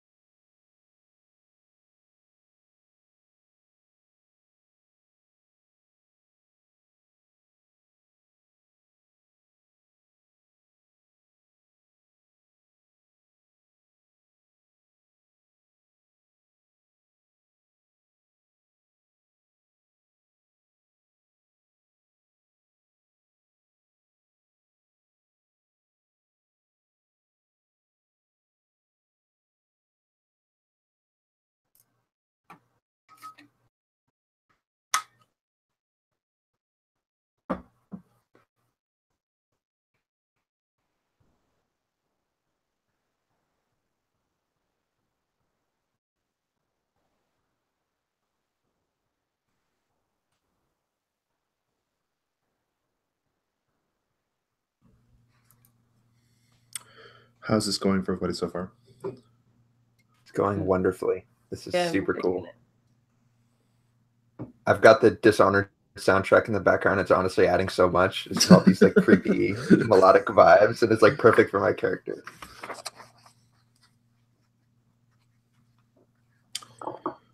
Just waiting on Krista. Cool. So that the rift that was torn, do we have any context of that? I mean, this might be a in fiction spout lore or something like that, but is that something that he would have had control over, or just a coincidental thing, or? This is totally out of character. I don't think your characters really understand this, but out of character, like the vault, when the lock is done, when the vault is created, that vault wants to continue doing that all the time. That is like, and so the Shadow Court uses this as a way of preserving things, but they're also kind of like up against their own magic, right? I love it. Yeah. So like it's a give and take kind of situation. It's like an autonomous, like sentient response of the like vault itself. Yeah, exactly. So right. cool. That's why language is like go quick. Like, you know, the moment you break the threshold of the inn, in this case, like everything is kind of going as it should, right? That's like the thing. Yeah. So Atosh is totally under control. So where do you guys go? What's the next move here? I go in. All right, cool. So I guess this is a big like visual then, is like, you know, me directing you guys in, and then you just take the first step and the clock starts ticking, right? Yeah. So this is what happens. Like if you guys all go down, you go down the stairs, you can go into the front now. You go in, and it's an underground bar. I actually have a really good picture of this that I used for another game, and I might try to find it for you guys later. But basically, you know, there are some shafts of like late day sunlight that are still kind of peeking in, but otherwise it's just kind of lit with torches and lanterns and things. There are big, huge barrels of ale stacked up on one wall. There's a bar. There's a couple of long tables, and called the Smoky Cask. It's unclear why, but the one thing that I think is really important here for the three of you who are down in the bar, this is taking place 1,000 years ago from the time that you were last in, or like from your sort of present day for you, right?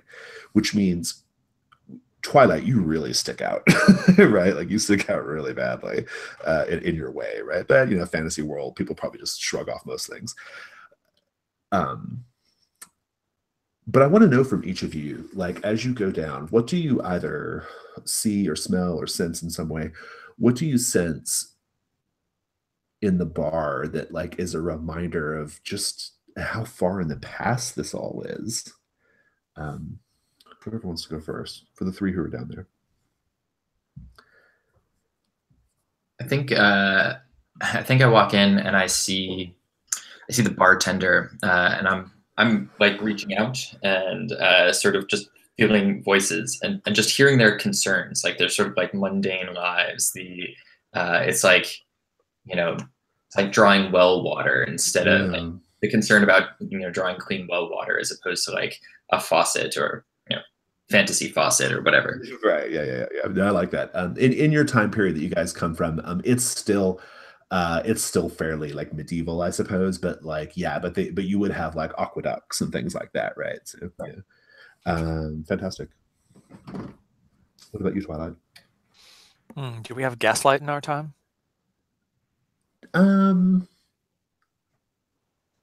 Is it like early Renaissance, maybe? Kind of, sort of? Yeah, it's probably like closer in time to like Lamentations, right? Like kind of Dutch masters era kind of technology. Okay. But you know, that said, I'm into it. I mean, you've probably been to places where they have such things. Okay, so then if that's our time, then this time, then there's no gaslight or anything like that. So Twilight is looking around and she sees that, you know, she'll probably pull her cloak tighter around her so that her gadgets aren't visible, particularly, recognizing that none of this is here. Yeah. She's gonna immediately go up in the bar and go to the bar, you know, the barkeep or whatever, and say, It's been a long day. I need a drink. Indeed, indeed. What about you, Derail? Also, what's your owl doing? You're currently nameless owl. Maybe I just didn't bring the owl with me on this one. Okay. Yeah, I'm not super attached to the whole owl companion. I wanted to be a ranger. I didn't really give a shit about the companion thing. You can have one whenever you want. So they're a big component of the playbook. So yeah, mechanically they're a big component. Yeah.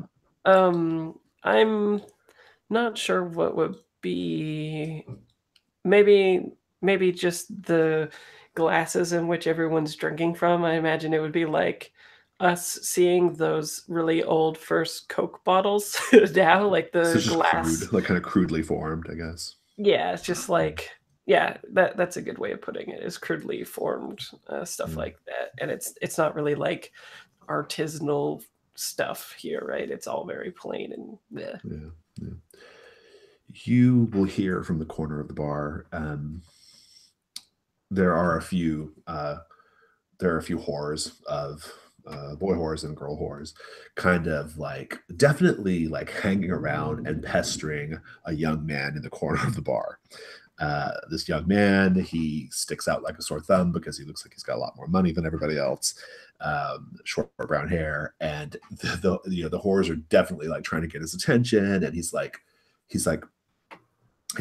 please, sir, please, madam, I cannot engage in your low trade. I cannot do such things. Not until I will only do such things with the woman who I take to my marriage bed. Please go away. And then he like presses some coins in their hand to kind of get them to go away. Right. He's probably your guy. Aubrey, what do you do? I think we are short on time, and I think I'm just going to go. I'm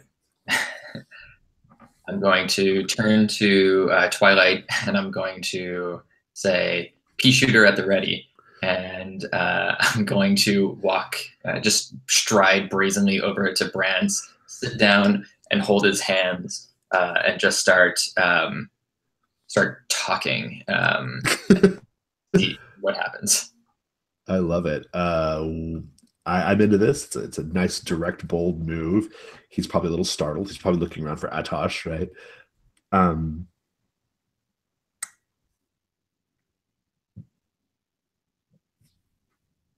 I guess give me a charisma roll.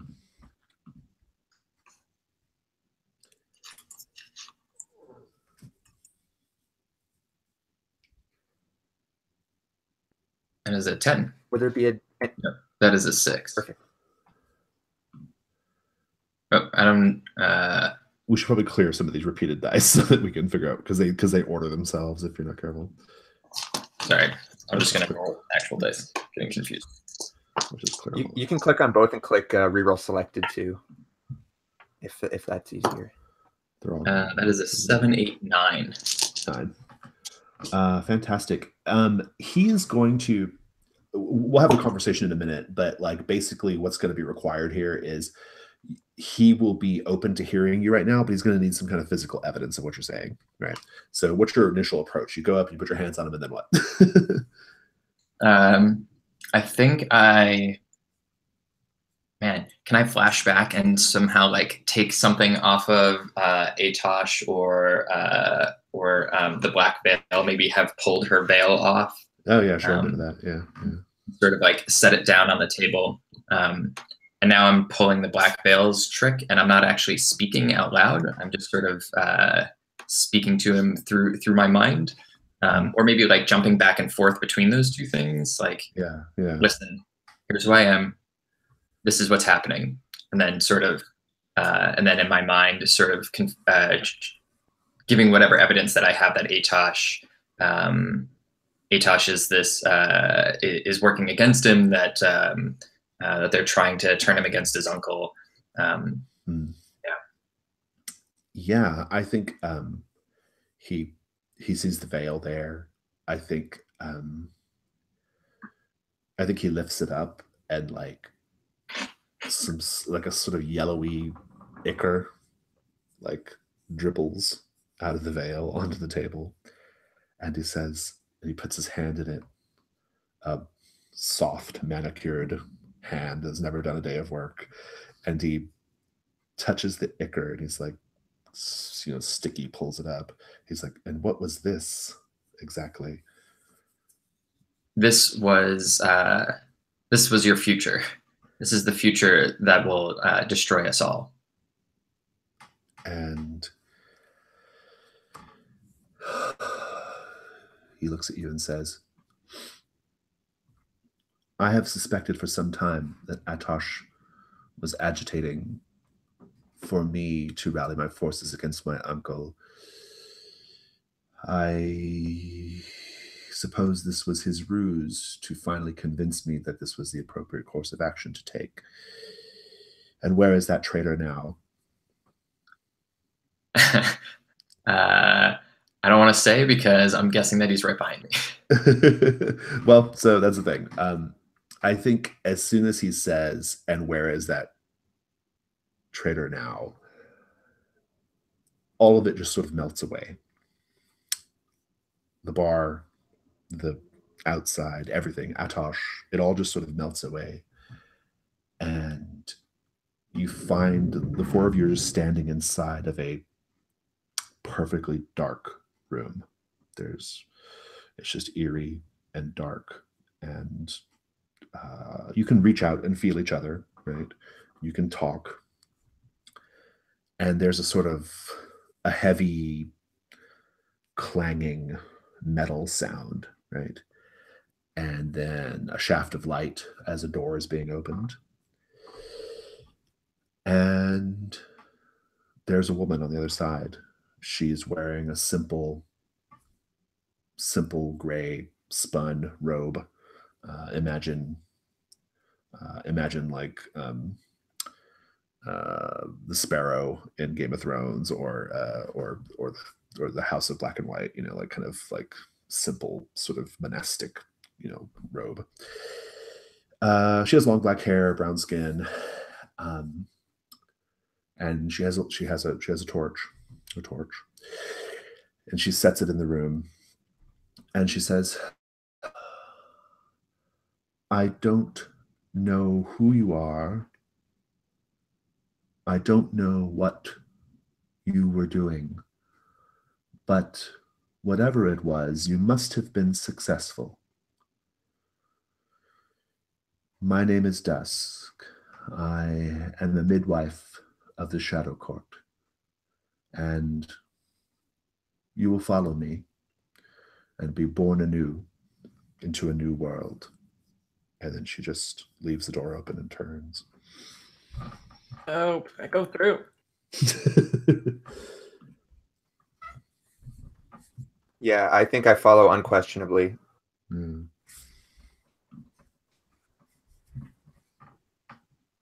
I look at Twilight. It's like, we don't have much of a choice, do we? There's nowhere to go in here, that's for sure. Yeah, exactly. So here's the way this works.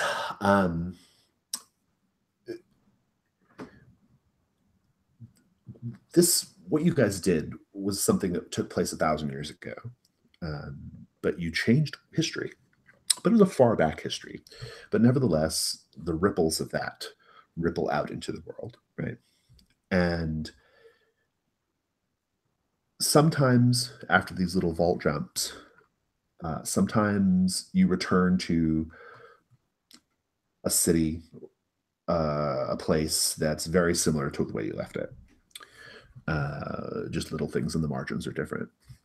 Sometimes it's vastly different, and that's why these women who manage the vaults, why they're called midwives, because they kind of just hang around and wait till they hear a noise coming from the vault, and they go open up the door and let whoever step out, and then they do their best to acclimate you to what's going on now, right?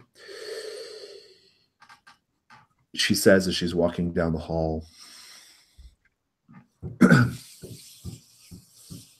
you are in a Shadow Court temple in the city of Ashpultan. I'll type that in.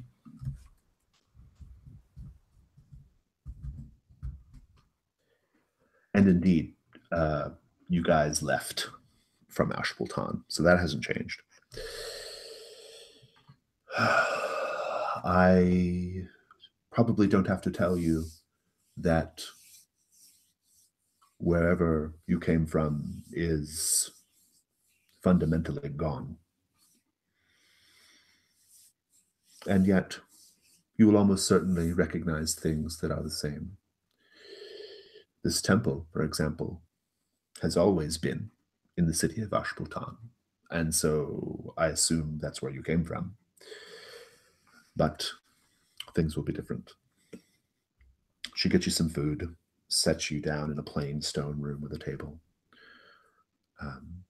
She comes, some food is laid out. She comes and she sets down a chest, pops it open, little small chest. There's coin in it. She says, "Coin, to get yourselves situated here in the city, I recommend you rest this evening, and in the morning you set off to explore the city, get yourself accustomed to this inevitably new place. And importantly, you need to find a fire, your fire, a place in the city where you go to anchor yourself, a place where you go to be present, but also to get away from things. You need such things, or otherwise the strangeness of your recent experience will overcome you." Find our fire. Yes. Do you have any questions? If I might, undoubtedly, whatever occurred in the time of Prince Brent is altered forever, but Who? rippling outwards. I see.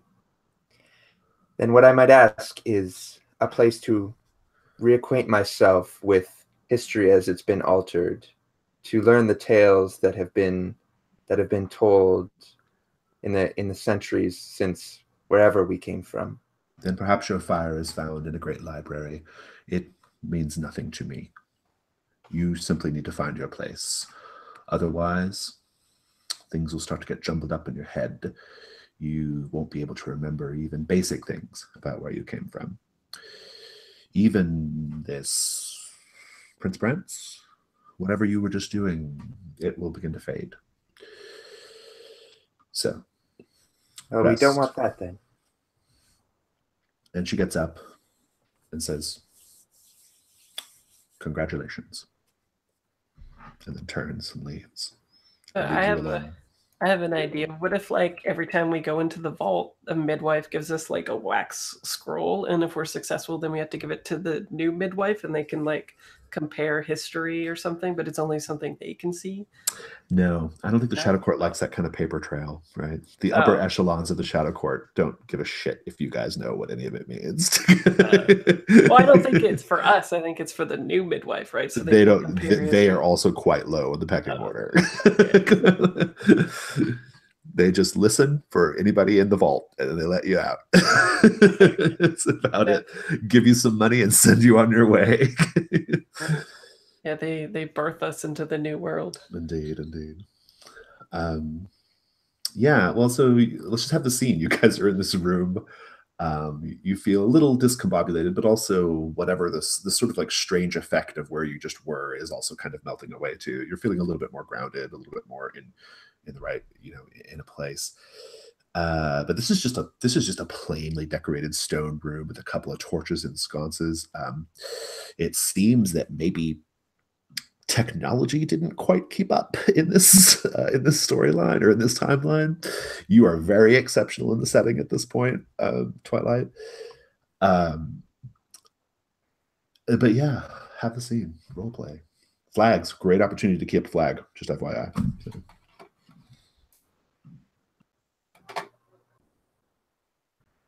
Well, if it's a war that we're missing from history, then I'm sure whatever consequences came from that battle will have the greatest consequences on our current state of things.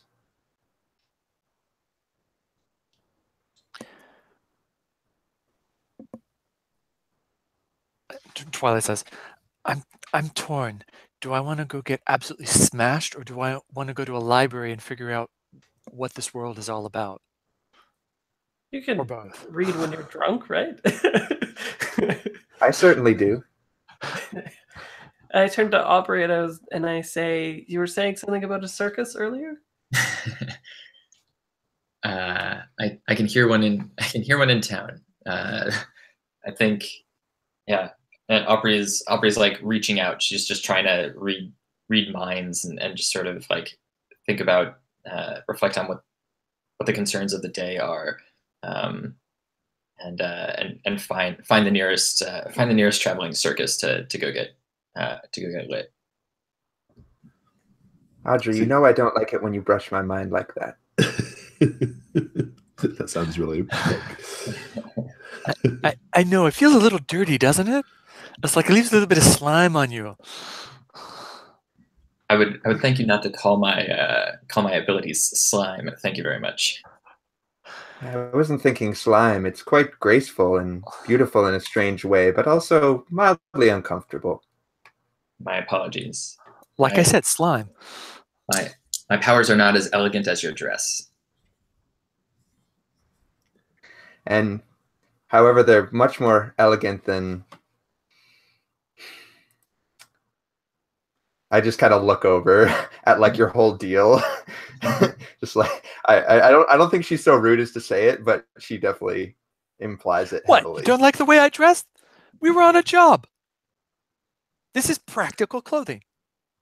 And Talia, you're going to be even far removed from this time, judging. Or then I look around and see like how plain everything is, and like maybe you'll fit in, actually. You'll fit in nicely. So you guys are just throwing shade at each other at this point, right? I'm just hitting a flag. It's a little like catty, like kind of screwing around. Like I think she knows I'm not really like tearing her down, but I think I'd be practical, but a bit audacious, don't you think? I mean, so many buckles.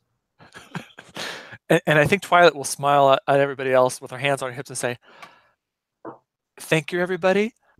I realize that this is probably what you all think will be my fire and my grounding, this back and forth like that. And you're right, because this is how we live. So that does sort of keep us all, keep us aligned and together and coherent. So yes, this is good, but that's not enough." And she says, "I still think I want to drink. And I want to find out if they have libraries here or research centers or anything like that." Make sure to cover that, and I point to your gauntlet. You might get a lot more strange looks than I do in this time and place. Well, let's not hold our breath. I open the door. We haven't been outside yet, have we? So we don't know. Maybe everybody looks like her. Yeah. And then I open the door.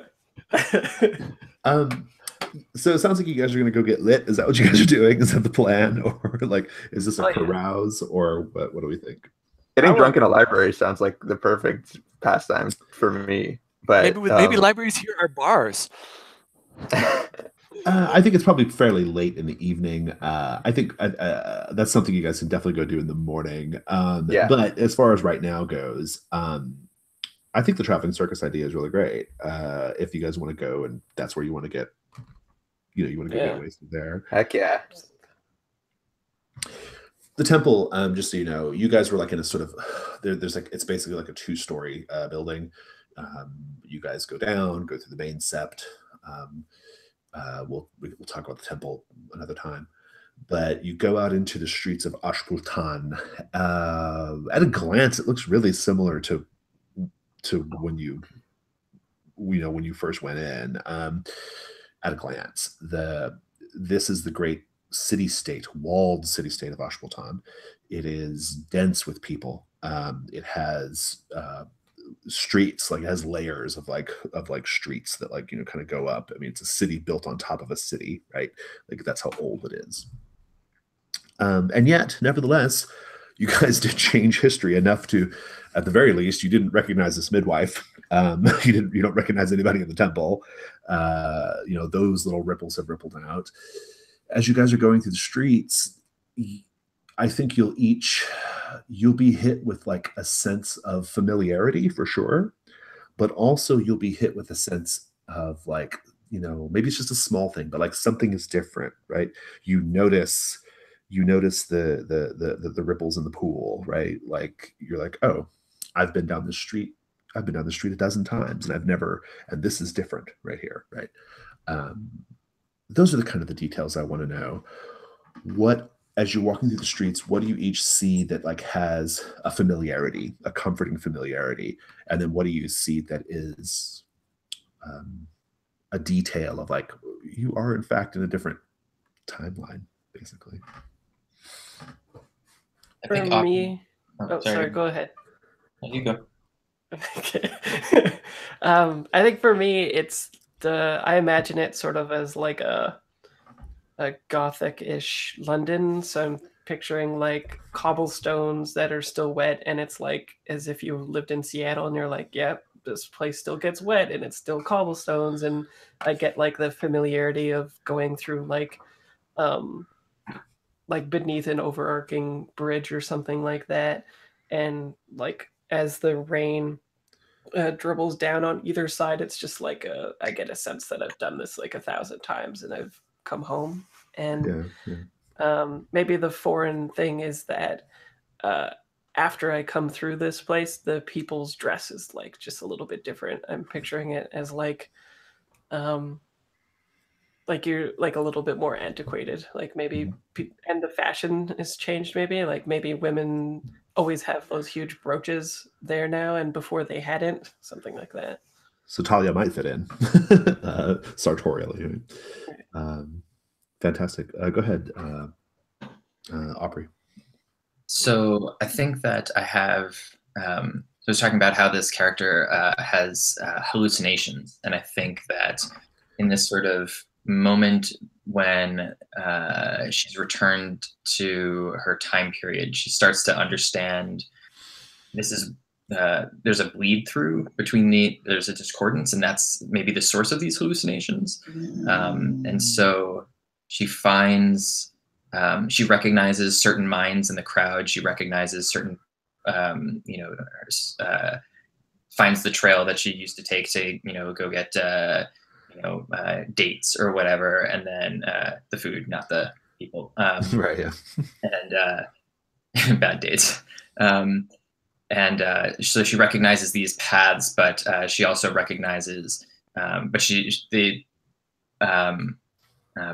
the destinations themselves are different, right? And so those two things bleed over one another, and it's a very sort of discordant feel. Yeah, it's like you're taking the normal turns, but then to get to the particular place, you're making a left instead of a right, like that kind of thing. Right. Yeah, I like it. Cool. What do you think, Talia? I think that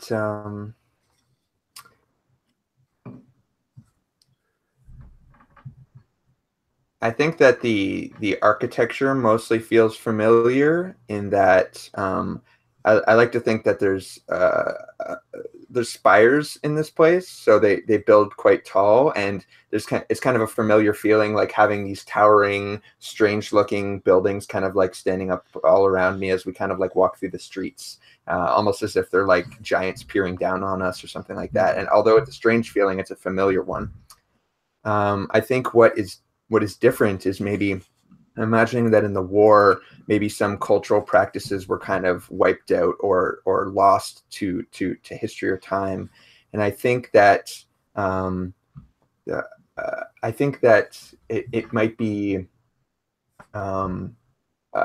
ideologies behind love and intimacy and relationships. And I think that we might walk by like a park where there's like a sort of a blanket laid out, and like a trio of beautiful people, all lovers, kind of like sitting together, kind of like romantically, like eating and just being and talking and being intimate with each other. And I think you see that a lot more often where there's like kind of groups, polyamorous groups walking together, or at least just people more comfortable being intimate in larger groups like that. Nice. And that might be a little strange for Talia, who who has never encountered something like that before. Nice. Twilight, what do you think?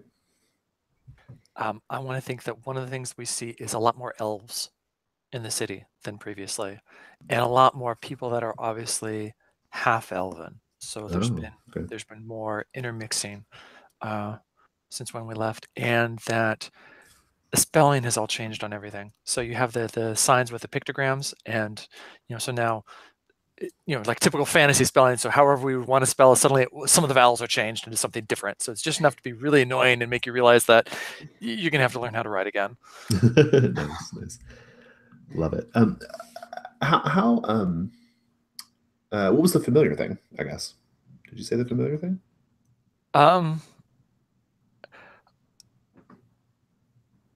I think it's the writing, the language is the same but slightly different at the same time. Okay, all right, okay. So sorry, yeah, no, that makes sense. Yeah, the sky's still blue, I guess. When it's not raining. It's always raining here. The elf thing is super interesting. D-Real, you're an elf. How does it make you feel to see like this? To see more elf type people, right? Because probably you were maybe like a little bit like stood out, previously. Yeah, maybe it's interesting. Yeah, maybe I had like a predilection to always wear my hood up previously to cover my ears. And I initially do that, but then as we make our way to the circus, I eventually put the hood down to signal that to like the audience and whatnot. Yeah, no, it's good. Like a subtle way of like, I feel like I fit in better. Yeah, that's good. I think there is a street circus going on. They have set up near one of the gates. This is a classic, northeast, southwest major gate, city-state, right? Like you come in from the north entrance or the south entrance or whatever, right? And each of these entrances, there's a massive amount of commerce and activity, right? Like this is where a lot of trade happens. There are market stalls, there are performers, and I think that there is a traveling troupe of performers. We should name them. We will name them the I don't know. The light callers. We're gonna name them the we'll name them the Delirium. The Delirium is there. They are, I think their performance, Opry, you'll notice, is very much like in keeping with the culture of this new Ashkelon. Their performances have a lurid quality. They're like the Vegas showings of what's that really popular big traveling circus? Barnum? Cirque du Soleil? Cirque du Soleil, yeah. It's like the Vegas Cirque du Soleil is like where they're like a little sexy, that kind of thing. Yeah. I'd love to know, Opry, like what is one particularly beautiful and or lurid performance going on as you make your way to the circus, as you I assume you're kind of leading the way to it. Yeah, I think that the thing that's most alluring is the animals, right? So these carnivals tend to have zoos of unique animals that aren't that don't tend to be seen in a particular place. That's what makes them exotic, and so I think we're just staring at these cages of beautiful creatures that we've never seen before. Perhaps not just because they come from a different land, but because this is a completely different time period, and maybe this is a completely different version of reality, and maybe these creatures have arisen from that change in history, or were discovered through that change in history. Yeah, cool. Could I add a little performance too? Maybe just something that's going on. I think there's a group of people doing this kind of silk ribbon dancing where they have this massive like strip of beautiful silk cloth that seems to kind of change colors as it flaps in the wind, and they're all nude. And they're dancing in a way that they kind of pass this ribbon over each other's bodies, this kind of like writhing group of people. And you can never really see their bodies underneath from the way that they like kind of pass the ribbon off to each other. It's this beautiful kind of like swaying sort of. Does the ribbon keep it PG-13 the whole time? Like, yeah, exactly. Yeah, totally. We get a little bit of a butt shot and stuff like that, but nothing too lurid, right? Yeah. Good. Any other circus details before? I mean, I was just, I'm loving that. I don't need anything for everybody, but I was just throw it out there. I do like the idea of maybe this is where you get your animal. T-Rail, not a bad idea. Me also throw in some type of Ferris wheel or something gadget-like or gadget adjacent that helps Twilight find some commonality here. I love that. I'm sure it would be manually operated, right? Oh, or elf magic. Never know. Although it sounds more like dwarven magic if we're being super tropey here. But let's talk about this mechanically where we're going here. I think this is a beautiful opportunity for a carouse roll. You each have 75 coin that you were given by Dusk, so you can add that to your thing. You can get a carouse roll. I think you get, as long as you come up with 100 coin, you get to make the roll. And then if you want to really go crazy and spend a bunch of money, you can get pluses to the roll by spending more coin. I think the bard might even have like a thing that helps mitigate the cost of carouse. I could be wrong about that, but I'm pretty sure. So it says you don't have to pay 100, and then I guess we could pay 100. Yeah, it's called Entertainer. It says if I describe a story, or when you carouse, if you describe a story, you tell a song, you sing, or your performance, you don't have to pay 100. And in addition, add the following list to fall into the list of options. You make some money, gain 2d10 coins. Okay, so you can get the initial roll without putting any money up. That's good. That's pretty good because 100 coins. And then we can front more if we want bonuses. Yeah, I love that. Before we begin the scene, I want to get the carouse on the table. I want to know what I'm working with before we do it. So let's get the roll made. I'll have you do the fiction later, Matt, but for now, I just want to know how much coin are we spending on this endeavor. I don't think we have 100, do we? Everyone got 75. Everybody got 75. Yeah, we could all put in 25. Yeah, I don't mind. Oh, I'm on board. Yeah, I get a nice +1. Mm-hmm. Yep. Let's just go ahead and roll it and see how that goes. All right. Go from there. All right. I will roll +1.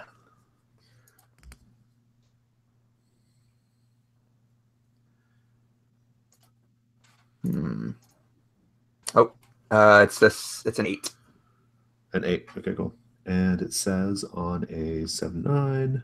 I think it just works on, like, something happened on 7-9 specifically. I think there's like a list of options. Like you can choose like to meet an NPC or gain some information and stuff. I'm sorry. I was just saying on Entertainer. There's no other. Oh, that's okay. That's not a roll. It's just that if you get a 10 plus, you get some money as well. No, you make some money no matter what. Okay, sorry, I misunderstood that. So you also it adds the money as an option to choose from the list. Got it. Thank you. I'm seeing that now. Let's talk about carouse. So you guys get 1. You get to ask 1. So or is it 2? It's just one. Just 1. Yep. If we're using this to anchor ourselves, gaining information would make sense, right? Yeah, I think so. Is this our fireplace? Your fire thing is something, it's a personal thing. I'm going to ask you guys to come up with a personal, private place in the city that you go to meditate, retreat. I'll suggest that we don't get entangled or tricked and shit then, maybe? I'm pretty down to get ensorcelled. Yeah. I like that one best of all. Yeah. I think choosing information. I just came here to get lit, guys. Like, yeah, isn't that an adjective? Isn't that a synonym for ensorcelled? Lit, you know. Easy for you to say. Did you get like stabbed or like mind flayed? I just need some booze, man. I love that. Let's wrap up with this scene. So okay, I'm trying to debate like how deep we want to go here. How about this? Let's take 5 minutes because I need a bio break anyway. Let's take 5 minutes. We're going to come back and we're going to just do a quick. I think I want to just handle this in montage. Right? We'll do montage at the circus. If you guys want any particular scenes, if you want to call some scenes, we'll do that then. And then if we have time, I don't think we will, but if we have time, we'll talk about finding your fire. So you might want to start at least thinking about that, like what special place are you going to find in the city, right? The way it'll work is tomorrow morning, your characters will do a little walkabout in the city and find a place that speaks to you some way. So. Just to clarify before we break, did we decide on one of those crowds? Do you want us to do that? Did you guys choose not to be ensorcelled or tricked? I don't know. I think that's like a net loss to the fiction. I think if choosing one of the other ones is just +2 interesting plot points, right? Like I would like to get a new NPC here just to have like another bit of flavor of what's going on and give Jason like a mouthpiece a little bit, or rumors of an opportunity or something. But I'd like to advance things rather than just not being ensorcelled. But it's totally up to you guys. I just thought Krista was saying something like that. Oh, I'm all for being ensorcelled. So that's. Or tricked. Does anyone have any strong feelings about what we want? I think an NPC could be interesting because that could give us an easy window into the city. Yeah, that could be good. Yeah, I think so too. I'd like to get. Yeah. Mm-hmm. All right, cool. Well, let's just take 5, and we'll come back and we'll have some scenes. Cool.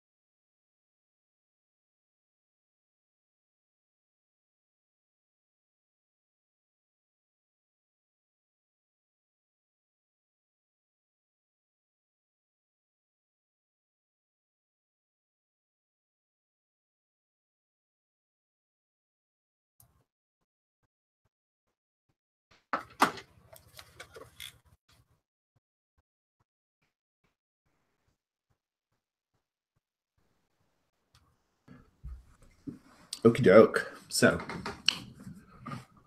it's the song or the performance that gets this party started. So Talia, describe it. What is your performance like? What song do you sing? What do you do? Yeah. So just to set the scene, that this is like a sort of Cirque du Soleil vibe, but it's not like a singular performance. It's like things are kind of happening around, and you're there's kind of like you move in and out of it, right? Yeah. right, and there's guests here as well. I'd imagine people watching, and Yeah, tons of people around. Yeah. Okay. Then I think I would, just because the events that we just went through are not history to these people. They're sort of a forgotten tale. I think it would sound like a legend or a myth or something, but I think I'd sing a song, of the Black Veil and the Princess Folly, and kind of just tell the tale a little bit of the dark horror that laid beneath the veil and everything like that. And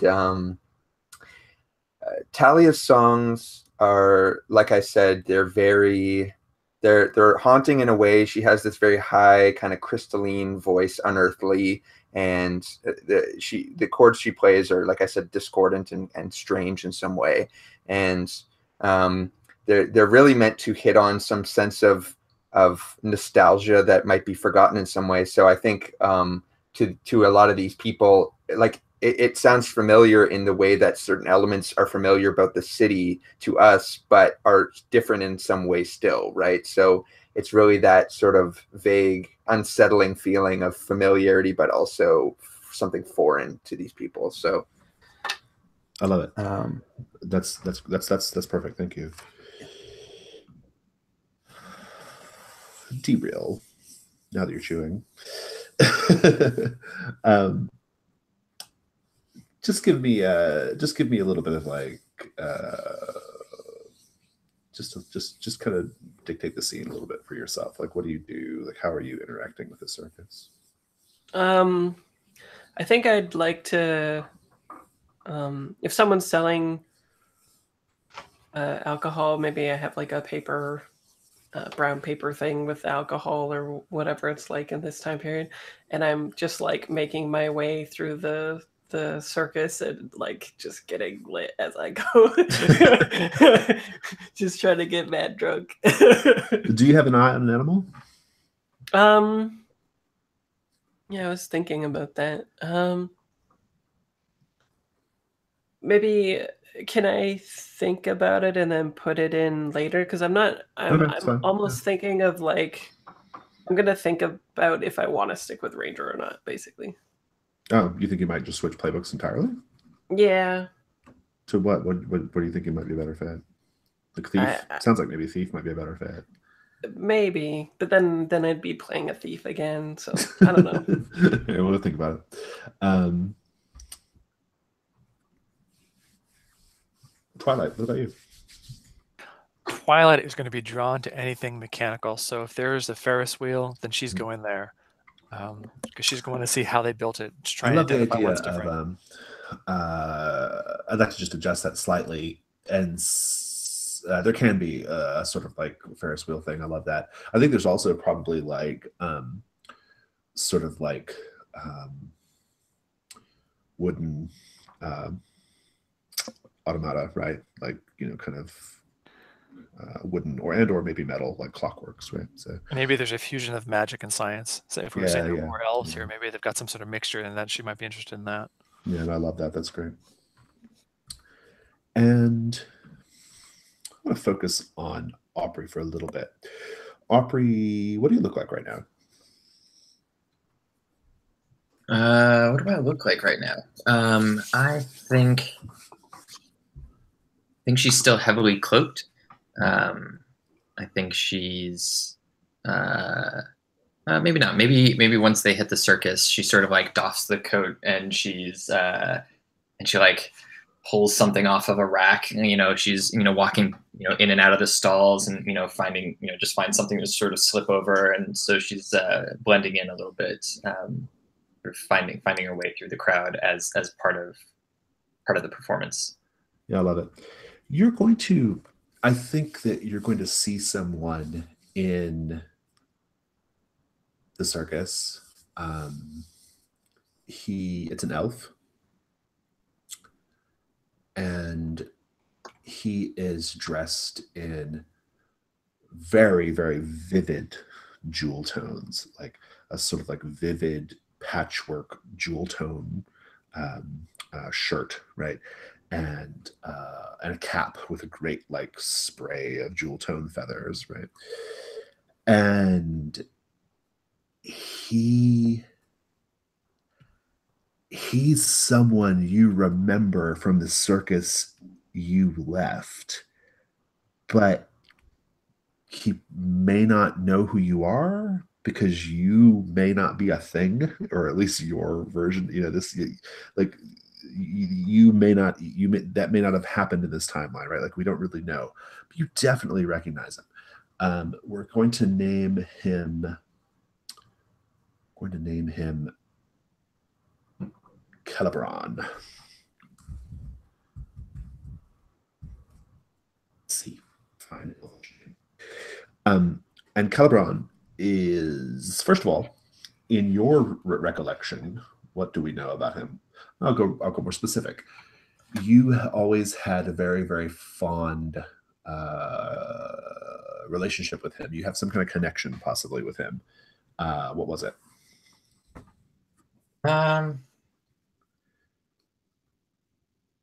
I'm going to say that Celebron is the person who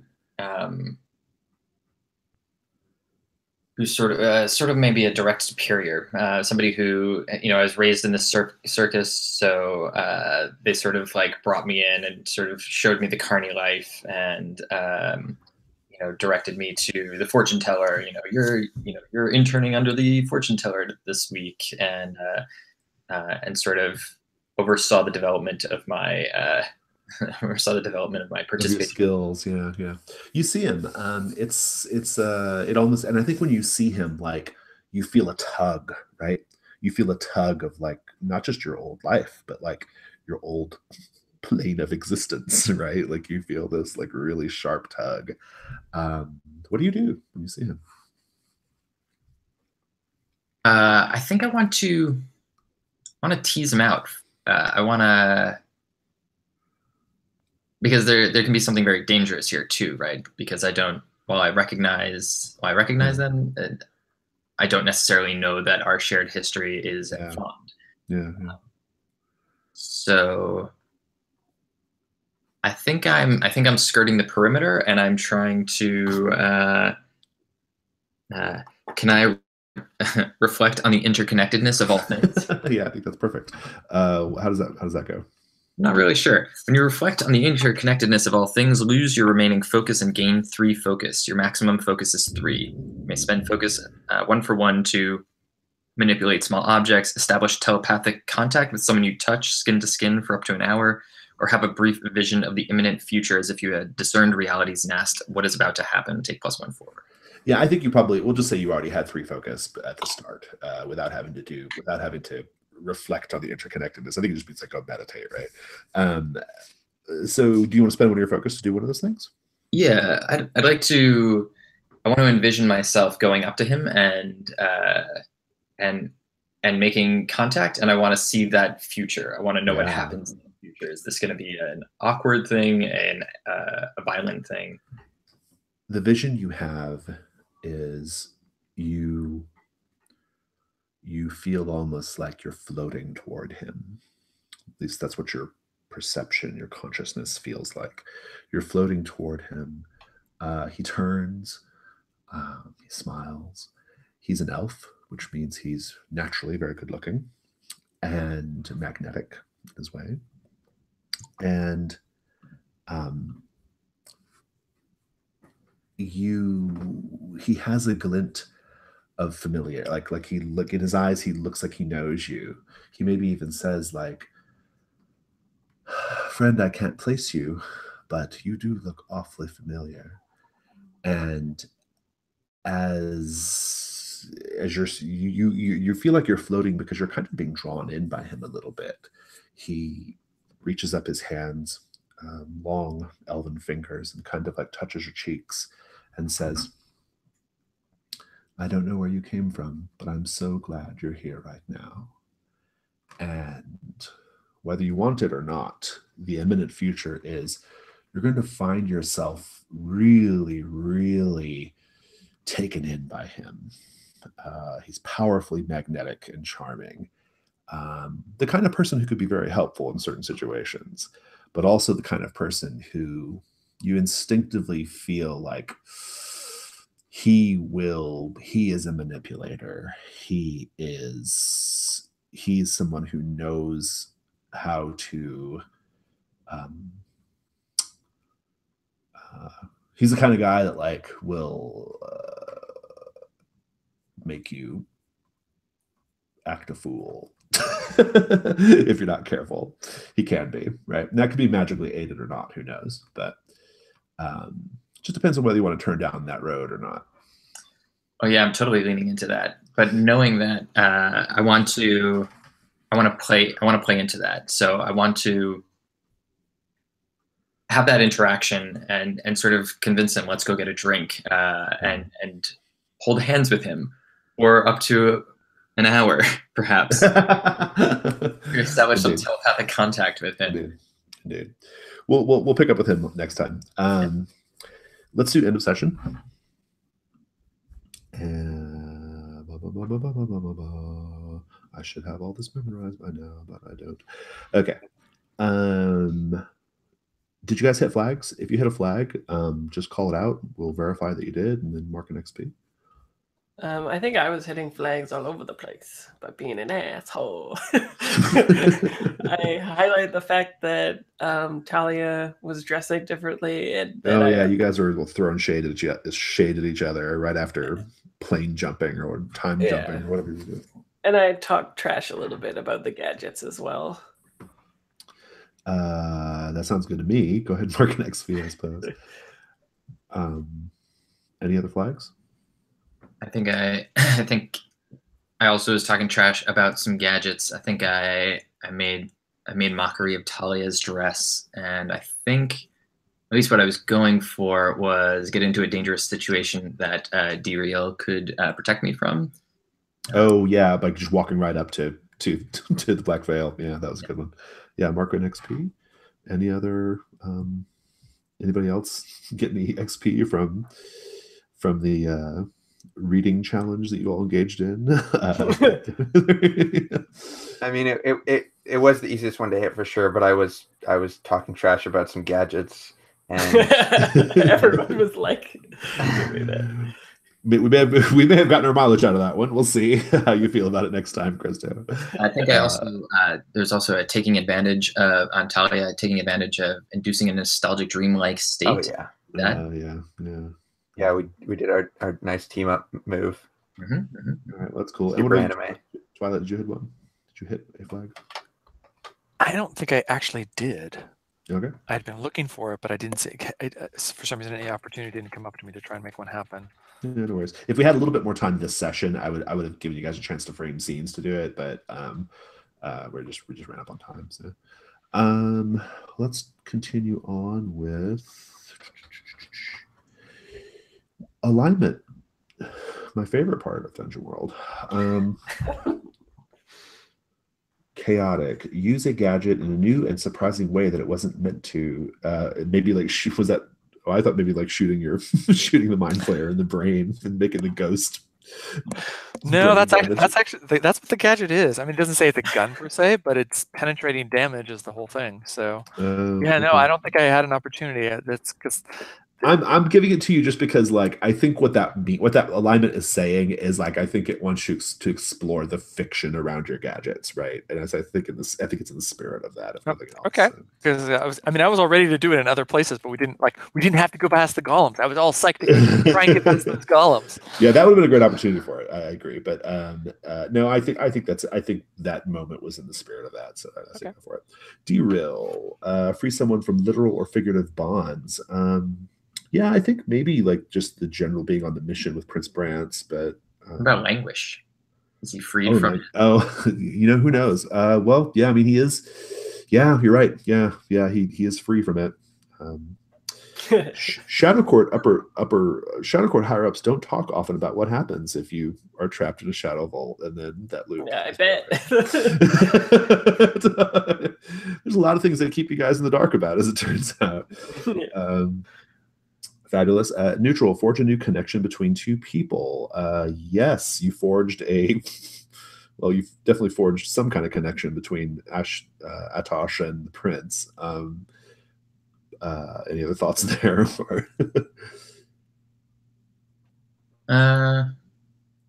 Whatever is about to happen with Celebron, I guess, but that'll be yeah.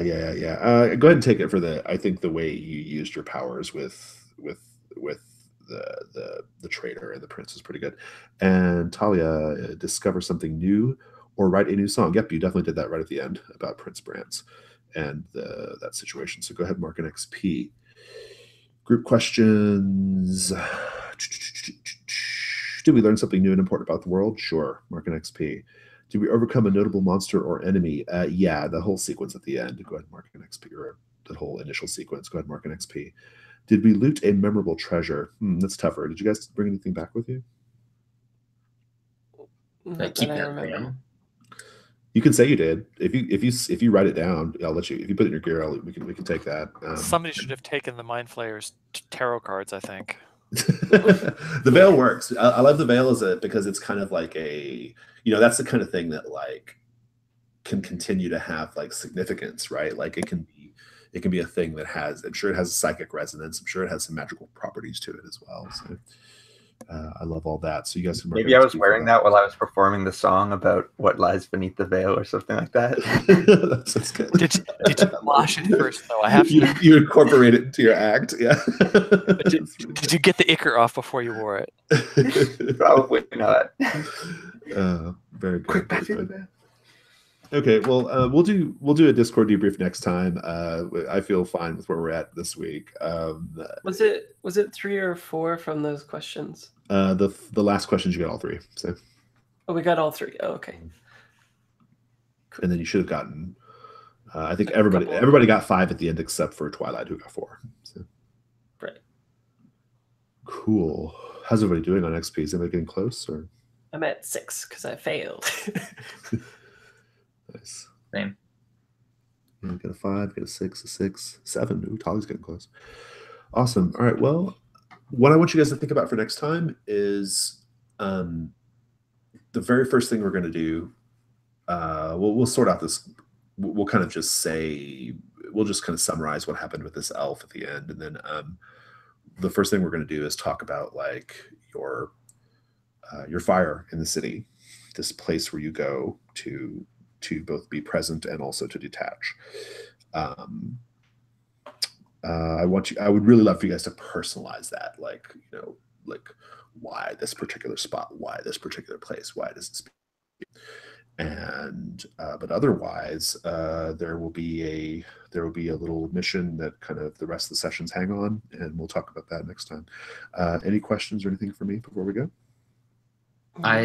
Excuse me, I won't be here next week, unfortunately. Okay. No, but I'll be back for session 3. Are you RSVP'd for next week by chance? No, I removed that 2 weeks ago. Okay, well, the reason I was asking is because I was debating whether I wanted to like let a new person in or not, but I think we probably can. I just have to get their character made like quickly. I don't want to spend a ton of time getting them integrated into the group, so I'll figure that out. But you'll be here for session 3. Okay, cool. So Opry's going to disappear on a romantic tryst with Celebron? Yeah, that could be what happens. That could be what happens. Awesome. Anything else? Okie doke. All right. Well, that's great fun. I'm gonna stop this.